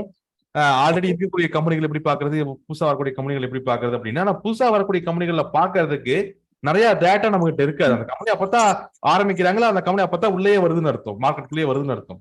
அப்போ நம்ம அனலைஸ் பண்ணி பாக்குறதுக்கு பெரிய விஷயங்கள் ஒண்ணு இருக்காது. பட் செகண்டரி மார்க்கெட் இருக்கக்கூடிய கம்பெனிகள், ஆல்ரெடி வந்த கம்பெனிகள் அனலைஸ் பண்ணி பாக்குறதுக்கு நிறைய விஷயங்கள் இருக்கும். இது எல்லாத்தையுமே நம்ம போர்ட்போலியோ கிரியேஷன் அப்படின்னு 3வது டாபிக் படிப்போம். ஓகே. நீங்க இப்போ ஒரு டாபிக் எடுக்கிறப்போ 3 டைப்ஸ் ஆஃப் பிரைஸ் ஃபிக்சிங் சொன்னீங்க சார். அதுல இந்த பேண்ட் வேல்யூன்னு ஒண்ணு சொன்னீங்க. அந்த டைம்ல வந்து எனக்கு வந்து சம் டிஸ்டர்பன்ஸ் இருந்ததால அது நீங்க சொன்னது என்னால கேட்க முடியல. அது மட்டும் கொஞ்சம் எனக்கு. அதாவது ஒரு கம்பெனி ஒரு ஐபிஓ ரிலீஸ் பண்றாங்க அப்படின்னு சொன்னா, அவங்க வந்து பிரைஸ் ரேஞ்ச் ஆஃப் பிரைஸ் கொடுப்பாங்க. அதாவது 100 ரூபாயில இருந்து 200 ரூபாய் வரைக்கும் ஸ்டாக் வேணுங்கிறவங்க கேளுங்க அப்படின்ட்டுருவாங்க. ஐபிஓ சப்ஸ்கிரைப் பண்றது யாருதோ ஒருத்தர் சவுண்டு. அதாவது 100 ரூபாயில இருந்து 200 ரூபாய் வரைக்கும் நீங்க ஸ்டாக்கை வேணுங்கிறவங்க கேளுங்க அப்படின்னு அனௌன்ஸ் பண்ணிடுவாங்க. அதுதான் பேண்ட் வேல்யூ அப்படின்னு சொல்றது. அப்படி சொல்லும் போது என்ன ஆகும்னா, யாரெல்லாம் 200 ரூபாய்க்கு அந்த ஸ்டாக் கேட்கறாங்களோ, ஐபிஓ கேட்கறாங்களோ, அவங்களுக்கு ஃபர்ஸ்ட் கொடுத்துருவாங்க. கொடுத்தது போக ஸ்டாக் மிச்சம் இருந்ததுன்னா தான் 199 ரூபாய் கேட்க கொடுப்பாங்க. அவங்களுக்கு கொடுத்தது போக மிச்சம் இருந்துச்சுன்னா 192 ரூபாய்க்கு கேட்டவங்களுக்கு கொடுப்பாங்க, 98 ரூபாய்க்கு கேட்டவங்களுக்கு கொடுப்பாங்க. இந்த மாதிரி கொடுக்கறதுக்கு பேர் தான் பேண்ட் வேல்யூல கொடுக்கறதுன்னு பேருங்க. Okay sir, thank you sir. Okay, வேற ஏதாவது டவுட் இருக்கா சார் யாராச்சும்? சார் அந்த லிங்க் மட்டும் எனக்கு நோட்டை அனுப்ப முடியுமா சார்? அந்த சார்ட்டோட ஒரு டிஸ்கிரிப்ஷன்ல சொன்னீங்களா, அது எனக்கு ஃபைண்ட் அவுட் பண்ண முடியல சார்.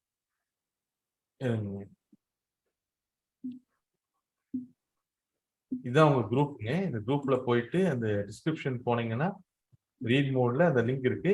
நான் அப்படியே காப்பி பண்ணி இப்ப சார்ட்ல பேஸ்ட் பண்றேன். ஆமா சார், கொஞ்சம் அனுப்புங்க சார். அதான் நீங்க போற லெவல்ஸ் வச்சு எப்படி நம்ம ட்ரேட் பண்றோங்கிறது சார். ஆமா ஆமா, சரிங்க சார். இது வாட்ஸ்அப்ல போடுவீங்களா சார்? இது சார்ட்ல போட்டு வாட்ஸ்அப்ல போடுற மாதிரி போடுறோம். வந்துருச்சு. Thank you sir.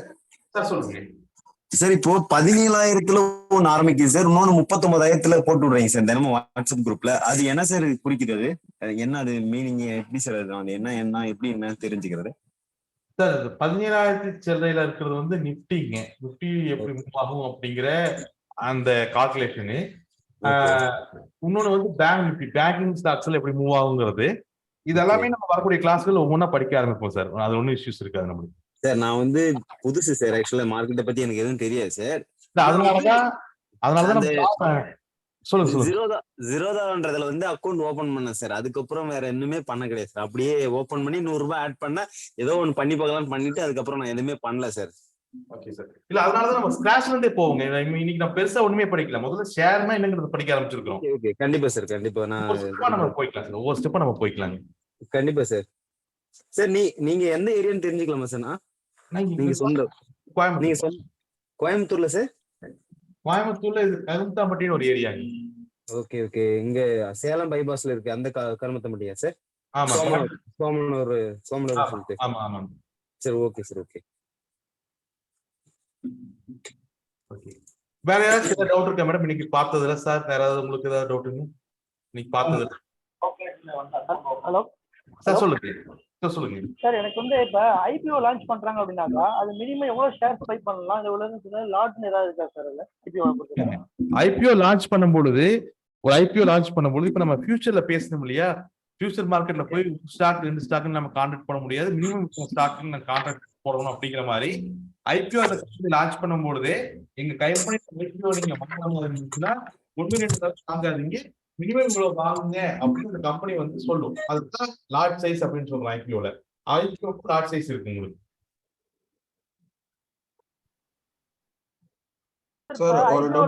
பை பண்ணிட்டு ஹலோ சார் சொல்லுங்க.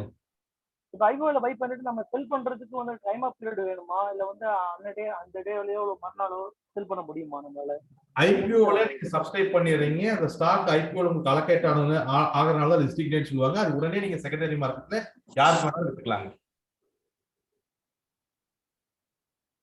செகண்டரி மார்க்கெட்ல உடனே நீங்க வித்துக்கலாம், யாருக்கு வேணாலும் வித்துக்கலாம்.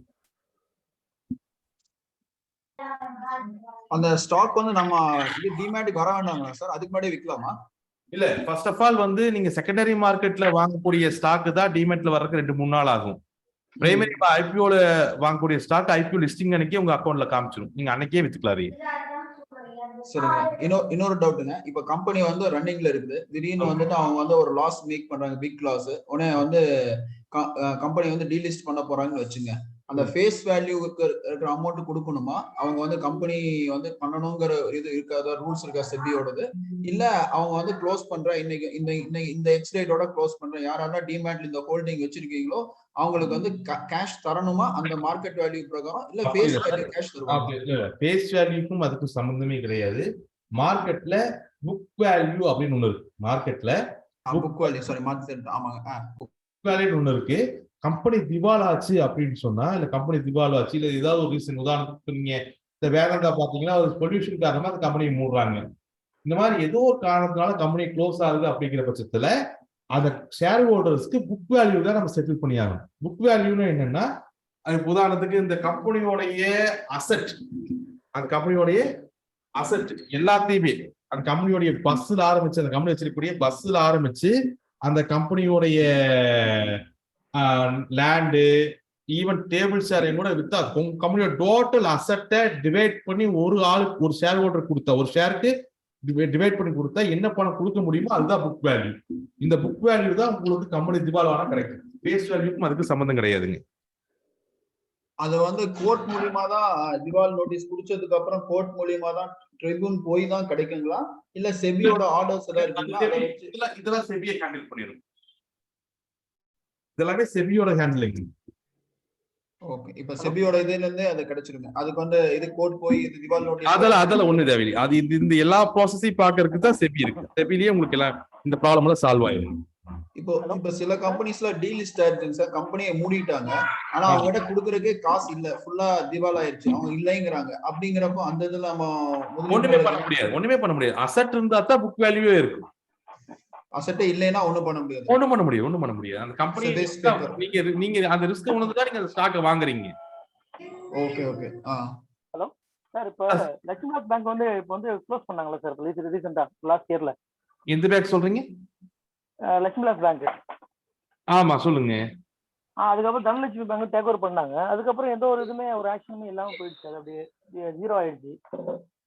இல்ல அந்த ஸ்டாக் அப்படியே கன்வெர்ட் ஆயிடும். உதாரணத்துக்கு இப்போ சத்யம் கம்ப்யூட்டர்ஸ் 10 வருஷத்துக்கு முன்னாடி இப்போ அந்த கம்பெனியோட ஸ்டாக் எல்லாம் பல ரூபாய்க்கு வித்துட்டு இருந்தது. அப்புறம் அந்த சத்தியம் பிரச்சனை ஆனா ஸ்டாக்கோட விலை 3 ரூபாய்க்கு போயிடுச்சு. அந்த கம்பெனியோட ஸ்டாக்கை அந்த கம்பெனியை டெக் மஹிந்திரா வாங்குறாங்க. அப்ப அந்த சத்தியம் கம்பெனியோட ஸ்டாக்ஸ் எல்லாமே டெக் மஹிந்திரா கம்பெனி ஸ்டாக் தான் மாறிடும். ஓகேங்களா? உங்க அக்கௌண்ட்ல சத்தியம் கம்ப்யூட்டர்ஸ் தனியா ஸ்டாக் இருக்கு, அது டெக் மஹிந்திரா மாறிடும். அவ்வளவுதான். சார் இப்போ நான் வந்து ஆக்சுவலாக வந்து லக்ஷ்மி பேங்க் வந்து 200 ஷேர்ஸ் வாங்கியிருந்தேன்.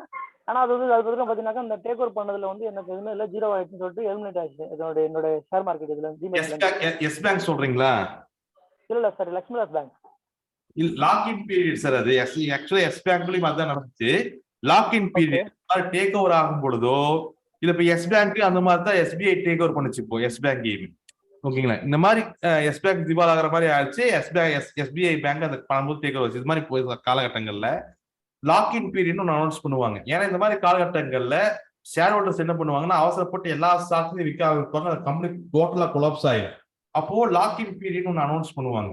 அதாவது இந்த ஸ்டாக்கை குறிப்பிட்ட காலத்துக்கு நீங்க விற்க முடியாது. உதாரணத்துக்கு எஸ் பேங்க் எல்லாம் பாத்தீங்கன்னா 3 வருஷம் லாக்இன் பீரியட். 3 வருஷம் லாக்இன் பீரியட் எல்லா ஸ்டாக்கும் கிடையாது. ஒருத்தர் 100 ஸ்டாக் வச்சிருந்தாருன்னா அவருக்கு இது 75 ஸ்டாக்கு லாக்இன் பீரியட் போடுவாங்க. அப்ப 75 ஸ்டாக்கு லாக்இன் பீரியட்ல போயிடும். உங்க அக்கௌண்ட ஓபன் பண்ணி பாத்தீங்கன்னா 25 ஸ்டாக் தான் காமிக்கும். அந்த 3 வருஷம் லாக்இன் பீரியட் முடிச்சதுக்கு அப்புறம் தான் அந்த 75 ஸ்டாக் உங்க அக்கௌண்ட்ல காமிக்க ஆரம்பிக்கும். இது லாக்இன் பீரியட் பேர். ஷேர் எங்கேயுமே போகாது, உங்க கைக்கு வந்துடும். அந்த லாக்இன் பீரியட் முடிஞ்சோடனே உங்க அக்கௌண்ட்ல ஆட்டோமேட்டிக்கா அது ரிஃப்ளெக்ட் ஆக ஆரம்பிச்சிருங்க. இது வரைக்கும் எனக்கு வந்து ஷேரே எதுவுமே காமிக்கல சார். என்னோட டிமேட்ல இருந்து எலிமினேட் ஆயிடுச்சு சார் இது வரைக்கும். அதான் சார், லாக்இன் பீரியட் இருக்கும்போது காமிக்காதுங்க. லாக்இன் பீரியட் இருக்கும்போது ஸ்டாக் காமிக்காது. லாக்இன் பீரியட் முடிஞ்சதுக்கு அப்புறம் உங்க டிமேட்ல ஆட்டோமேட்டிக்கா ஸ்டாக் ரிஃப்ளெக்ட் ஆக ஆரம்பிச்சிடும். ஓகேங்களா சார்? இப்போ வந்து ஐஆர்சிடிசி வந்து ஒரு 6 மந்த்ஸ் பேக்ல பாத்தீங்கன்னாக்கா 5000 சம்திங் போயிட்டு இருக்குது. அதை வந்து 1/10 ரேஷியோல பிரிச்சுட்டாங்க. இப்போ அதோட ரேஷியோ பாத்தீங்கன்னாக்கா வந்து 500 600 சம்திங் ஆயிடுச்சு. ஸோ அவங்களும் அதுக்கு தகுந்த மாதிரி ஷேரும் வந்து டிவைடிங் பண்ணி கொடுத்துட்டாங்க. எந்த பேசிஸ்ல பண்றாங்க அவங்க ஆக்சுவலாக? இல்ல, அதாவது இதுக்கு பேர் வந்து ஸ்பிளிட் அப்படின்னு பேரு. ஸ்டாக் ஸ்பிளிட்னு சொல்லுவாங்க. அதாவது ஸ்டாக் ஸ்பிளிட்னா என்ன அப்படின்னு சொன்னா, இப்போ ஒரு ஸ்டாக்கு நல்லா செயல்பட்டு இருக்கும்போது, ஒரு கம்பெனி நல்ல லாபத்தில் இருக்கும்போது அந்த ஸ்டாக்கோட விலை ஏறிக்கிட்டே தான் போயிட்டு இருக்கும். 1000 2000 3000 10000 20000 அந்த ஸ்டாக்கோட விலை ஏறிக்கிட்டே தான் போயிட்டு இருக்கும் ஒரு கம்பெனி நல்லா செயல்படும் பொழுது. நம்மள மாதிரி சின்ன சின்ன இன்வெஸ்டர்ஸ் எல்லாம் ஒரு 10000 15000 வச்சுதான் ஸ்டாக் மார்க்கெட்டுக்குள்ளேயே நம்ம வருவோம். அப்படி வரும்பொழுது ஒரு நல்ல கம்பெனியோட ஸ்டாக் 10000 ரூபாய் வித்துட்டு இருந்துச்சு அப்படின்னு சொன்னா நம்ம அதை வாங்கவே மாட்டோம். நம்ம என்ன பண்ணுவோம், ஒரு 100 ரூபாய் 200 ரூபாய் இருக்கிற ஸ்டாக் தான் வாங்கி ட்ரேட் பண்ண ஆரம்பிப்போம்.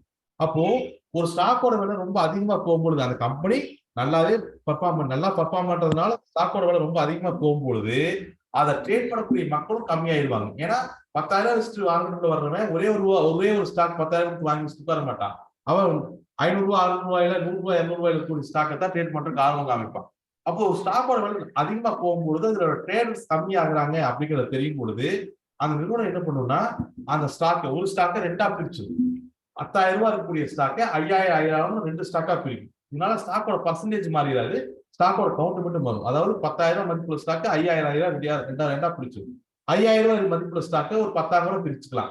500 ரூபாய் பிரிச்சு இப்ப என்ன ஆயிரும், அந்த ஸ்டாக்கோட 500 ரூபாய் 100 ரூபாய்னு மக்கள் ஆர்டினரி மக்களும் ட்ரேட் பண்ணக்கூடிய ஒரு விலைக்கு வந்துடும். இதனால மறுபடியும் அந்த ஸ்டாக்கோட விலை ட்ரேடர் அதிகமாக ஸ்டாக்கோட விலை மறுபடியும் வேகமாகிறதுக்கான வாய்ப்புகள் அதிகமா இருக்கும். ஸோ இந்த விஷயத்த அடிப்படையா வச்சுதான் ஒரு ஸ்பிளிட் அனௌன்ஸ் பண்ணுவாங்க. ஒரு கம்பெனி ஒரு ஸ்டாக்கோட விலை அதிகமா போகும் பொழுது ட்ரேடர்ஸ் அதுல கம்மியாகிறாங்க அப்படிங்கிற பொழுது அந்த ஸ்டாக்கை ஒரு ஸ்டாக்கை 2ஆ பிரிக்கக்கூடிய இந்த ப்ராசஸ் தான் ஸ்டாக் ஸ்பிளிட்னு பேரு. சார் இப்போ வந்து ருச்சி சோயா இருந்தது சார், இது பாபா ராம்தேவ் வாங்கறதுக்கு முன்னாடி அந்த இது பாத்தீங்கன்னா ஒரு 400 ரூபாய் பக்கம் இருந்து 2000 ரூபாய் பக்கம் மூவ் ஆகுது. எவ்வளவு நாளும் என்ட்ரி போடலான்னு பார்த்தா எப்பவுமே அப்பர் சர்க்யூட் அடிச்சு நீங்க உள்ள என்ட்ரியே மூவ் ஆகுறது இல்ல. அந்த மாதிரி இருந்தா பிளாக் டீல் ஃபுல்லா இது பண்ணிருப்பாங்களா இன்ஸ்டிடியூஷன்ஸ், இல்ல எஃப்ஐஎஸ் பண்ணிருப்பாங்களா, இல்ல ரீட்டைல் ட்ரேடர்ஸ் அவாய்ட் பண்றதுமே ஃபுல்லா அப்பர் சர்க்யூட் எடுத்துனே 915 அடிச்சிடுறாங்களா அல்கோல? அப்படி இல்ல, அப்பர் சர்க்யூட் லோயர் சர்க்யூட்ங்கிறது எப்பவுமே செல்லர்ஸ் இல்லாத அல்லது செல்லர்ஸ் கம்மியா இருக்கும் பொழுது வெறும் பையர்ஸ் மட்டுமே ஒரு பொருள் ஆக்குபை பண்ணும் பொழுது அப்பர் சர்க்யூட்டும், செல்லர்ஸ் மட்டுமே ஆக்குபை பண்ணும் பொழுது லோயர் சர்க்யூட்டும் பில்ட் ஆகுது. இது இப்போ குறிப்பிட்ட ஸ்டாக்கை நம்ம எடுத்து அனலைஸ் பண்ணி இதுல யாருனாலும் அப்பர் சர்க்யூட் ஆகுதுன்றதை நம்ம கண்டுபிடிக்கலாம். ஸோ அதையே நம்ம ஃபண்டமெண்டல் அனாலிசிஸ் படிக்கும்போது நம்ம அதையும் சேர்த்து தான் நம்ம படிப்போம். பட் இப்போ ஒரு ஸ்டாக்ல பையர் செல்லரே இல்லாம பையர் மட்டுமே ஆக்குபை பண்ணும்போது அப்பர் சர்க்யூட், செல்லர் மட்டுமே ஆக்குபை பண்ணும்போது லோயர் சர்க்யூட் ஆகுது. இந்த பையர் பீஸோ செல்லர் பீஸோ மேனுவலா கிரியேட் ஆகுதா, இல்ல உண்மையாலுமே ரீடர்ஸ் ஏமாத்துக்காக அது பண்றாங்களா, இல்ல ஜென்யூனாவே இந்த ஸ்டாக்ல நல்ல விஷயங்கள் நடந்ததுனால இப்படி ஆகுது அப்படிங்கிறது எல்லாத்தையுமே நம்ம அனலைசிஸ் பண்ணும்போது ஈஸியா கண்டுபிடிச்சிடலாம். ஓகேங்க சார். இன்னைக்கு பார்த்த விஷயங்கள் யாராச்சும் வேற ஏதாவது டவுட் இருக்குங்களா?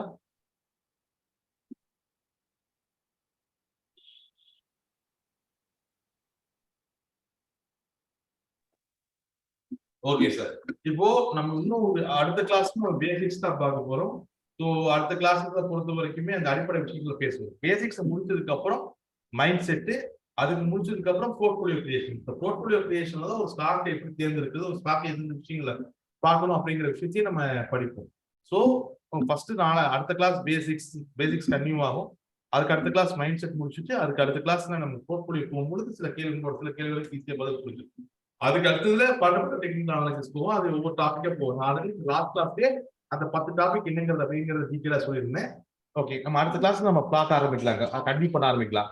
இந்த கிளாஸ் ஏதாவது டவுட் இருக்கா சார்? நான் கிளாஸ் க்ளோஸ் பண்ணிக்கலாமா இல்ல ஏதாவது டவுட் இருக்குங்களா யாராச்சும்? சில ஸ்டாக்ஸ்லாம் லோயர் சர்க்கியூட் போயிட்டே இருக்காது, கண்டினியூஸா லோயர் சர்க்கியூட் 2-3 நாள் ஆகுது. எப்பதான் அது திருப்பி பையர்ஸ் வர சொல்லதான் வருவாங்களா இல்ல எப்படி? ஆகுது அப்படிங்கிறது வந்து பேனிக்கால கிரியேட் ஆகக்கூடியது. அந்த ஸ்டாக்ல ஏதோ ஒரு பிரச்சனை நமக்கு இல்ல, அந்த ஸ்டாக் வந்து இதுக்கு மேல ஏறாது அப்படிங்கிற ஒரு சூழ்நிலை வரும்பொழுது அந்த ஸ்டாக்கே வச்சிருக்கவங்க எல்லாருமே தொடர்ந்து மார்க்கெட் ஓப்பன் ஆனா உடனே செல்லு. ஏஎம் ஆர்டர் ஒன்று இருக்கு. ஏஎம் ஆர்டர் நம்ம படிப்போம் நாளைக்குன்னா, அடுத்த கிளாஸ்ல ஏஎம் ஆர்டர் பத்தி எல்லாம் படிப்போம். அப்போ அந்த ஆஃப்டர் மார்க்கெட் ஆர்டர்னு சொல்லக்கூடியது, மார்க்கெட் தொடங்குறதுக்கு முன்னாடியே நீங்க ஆர்டர் போட்டு வச்சுக்கலாம்ல. அப்போ ஒரு கம்பெனியில பிரச்சனை இருக்கிறச்சே இல்ல அந்த கம்பெனி அதுக்கு மேல ஏறாத வச்சுட்டு அந்த ஸ்டாக்ஸ் எல்லாரும் எடுத்து வெளியே வரணும்னு நினைக்கும் பொழுது செல்லிங் ஆர்டர் தொடர்ந்து விழுந்துகிட்டே இருக்கும்போது அந்த ஸ்டாக் ஈஸியா லோயர் சர்க்கியூட் அடிச்சுக்கிட்டே இருக்கு. ஸோ ஸ்டாக் வச்சிருக்கிறவங்க, ஆல்ரெடி ஹோல்ட் பண்ணிருக்கிறவங்க விற்கிறத நிறுத்துற வரைக்கும் அது லோயர் சர்க்கியூட்டே தான் அடிச்சுக்கிட்டே தான் இருக்குமே தவிர வேற வழியே கிடையாது. ஏதாவது ஒரு இடத்துல ஏதாவது ஒரு விலையில இந்த விலை கன்வீனியன்டா இருக்கு, இந்த இடத்துல பிரைஸ் ஆக்ஷன் நல்லா இருக்கு அப்படின்னு பையர்ஸ் உள்ள வர்ற வரைக்குமோ இல்ல இதுக்கு மேல இந்த விலை கரெக்ட் தான் நினைச்சு செல்லர்ஸ் விற்காம நிறுத்துற வரைக்குமோ அந்த லோயர் சர்க்கியூட் தொடர்ந்து நடந்துகிட்டே தான் இருக்கும். ஆனா அதான் செல் ஆர்டர் வச்சாலும் எக்ஸிக்யூட் ஆகல, அப்படியே தான் இருக்காது. ஆமா, யாரும் பயப்படுற கிடையவே இல்லை. ஓகே, யாரும் பயப்படுற லோயர் சர்க்கியூட் வந்துடுது, அப்போ யார் செல் பண்ணி மேடம் இல்ல காலையிலேயே அது வந்து லோயர் சர்க்கியூட் ஆயிடுது, யாரும் செல் வாங்காமயே எப்படி அது செல் ஆயிண்டே மட்டும் இருக்கு? அப்படி இல்ல. ஒரு ஒரு லோயர் சர்க்கியூட் செல் பண்ணணும்னா ஒரு அட்லீஸ்ட் ஒரு ஆர்டராச்சும் அந்த ட்ரேட் எக்ஸிக்யூட் ஆயிருக்கு, அப்பதான் லோயர் சர்க்கியூட் அடிக்கும். ஓகேங்களா? லோயர் சர்க்கியூட் அப்பர் சர்க்கியூட்னு ஒரு வேல்யூ இருக்கு. உதாரணத்துக்கு ஒரு 100 ரூபாய் இருக்கக்கூடிய ஸ்டாக்கோட லோயர் சர்க்கியூட்ங்கிறது 80 ரூபாய்னு வச்சுக்கிட்டோம்னா 80 ரூபாயில ஒரு ட்ரேடாஸ் நடந்துச்சுன்னா லோயர் சர்க்கியூட் பிரேக் ஆகும். ஸோ நம்ம ஏகப்பட்ட பேர் உதாரணத்துக்கு ஒரு ஸ்டாக் எடுத்துக்கோம். ஒரு ஸ்டாக்ல ஒரு 50,000 பேர் 60,000 பேர் செல் ஆர்டர் போட்டு வச்சிருக்காங்க. எவனோ கொண்டு வந்து ஒரு பை ஆர்டர் போட்டு ஒரே ஒரு ஸ்டாக் வாங்கினாலும் கூட அது லோயர் சர்க்கியூட் அடிச்சிடும். மிச்சம் செல் ஆர்டர் போட்ட 80,000 செல் ஆர்டரும் அப்படியே பிளைண்டா தான் நிற்கும். அவன் என்ன பண்ணுவான், அடுத்த நாள் காலையில ஒவ்வொரு ட்ரேடரா இப்படிதான் லோயர் சர்க்கியூட் பிரேக் அவுட் ஆகிட்டே இருக்குமே தவிர ஒரு பெரிய அளவுல உள்ள பையர்ஸ் வராமையோ இல்ல செல் ஆர்டர் கேன்சல் பண்ணாமையோ லோயர் சர்க்கியூட்டை தடுத்து நிறுத்த முடியாது. ஓகே சார், புரிஞ்சுதுங்க உங்களுக்கு? புரிஞ்சுது சார்.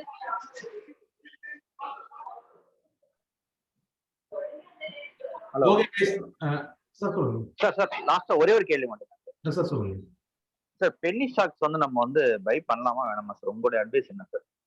பென்னி ஸ்டாக்ஸை பொறுத்த வரைக்கும் உங்களுக்கு பென்னி ஸ்டாக்ஸ்ல ஏதாவது ஒரு கம்பெனி டெபிட் ஃப்ரீயா இருக்கு, கடன், அதாவது பென்னி ஸ்டாக்ஸ் முக்காவாசி கம்பெனி கடன்கள்ல தான் இருக்கு.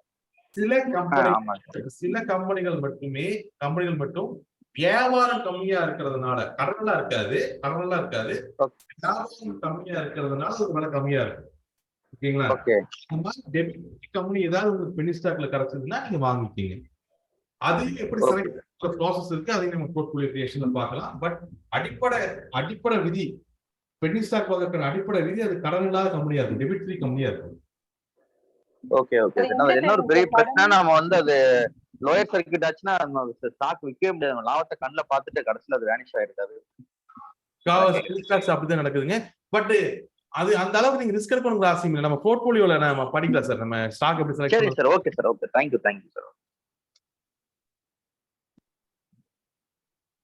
ஓகே கைஸ், நான் அடுத்த கிளாஸ்ல மறுபடியும் நான் மீட் பண்றேன். ஸோ ஃபர்ஸ்ட் ஆஃப் ஆல் நான் அடுத்த கிளாஸ் சனிக்கிழமை பொறுத்த வரைக்கும் நம்ம 6 o'clock முடிவு பண்ணிக்கலாம். இந்த வெனஸ்டே 7:30 ஆகிறது மட்டும் எனக்கு குரூப்ல நீங்க கன்ஃபார்ம் பண்ணி சொல்லுங்க. 7 ஓகே, எனக்கு 7:30 ஓகே. ½ hour எனக்கு ஒன்றும் பெரிய பிரச்சனை இல்லை. ஸோ அது 7:30 ஆகிறது மட்டும் நீங்க கன்ஃபார்ம் பண்ணி குரூப்ல கன்ஃபார்ம் பண்ணிட்டீங்கன்னா நம்ம அடுத்த வெனஸ்டே கிளாஸ் அதுக்கு அந்த மாதிரி நம்ம பிளான் பண்ணிக்கலாம். ஓகேங்களா? சரிங்க சார். Okay okay okay. அப்புறம் எடுக்கக்கூடிய ஸ்பீடு ஓகேவா, இல்ல இது ஸ்பீட் கம்மி பண்ணணும்னாலும் எனக்கு இனிமேட் பண்ணுங்க. நம்ம அதுக்கு அந்த மாதிரி மாத்திக்கலாம். இல்ல சார், கரெக்டா தான் சார் இருக்கு. இல்ல சார், இப்போ வரைக்கும் ஓகே சார். இந்த நீங்க பக்காவா சொல்லி தர்றீங்க எல்லாமே. ஒரு டயத்துக்கு ரெண்டு டைம் 3 டைம் அந்த ஒரு ஸ்பெசிஃபிக்கான பிளேஸ்ல வந்து சொல்லி தர்றீங்க. அது கரெக்டா தான் இருக்கு. இந்த மெத்தடே ஓகே தான். Thank you sir. நம்ம அடுத்த கிளாஸ் மீட் பண்ணுவோம் சார் எல்லாரும். Thank you. Okay sir, thank you sir.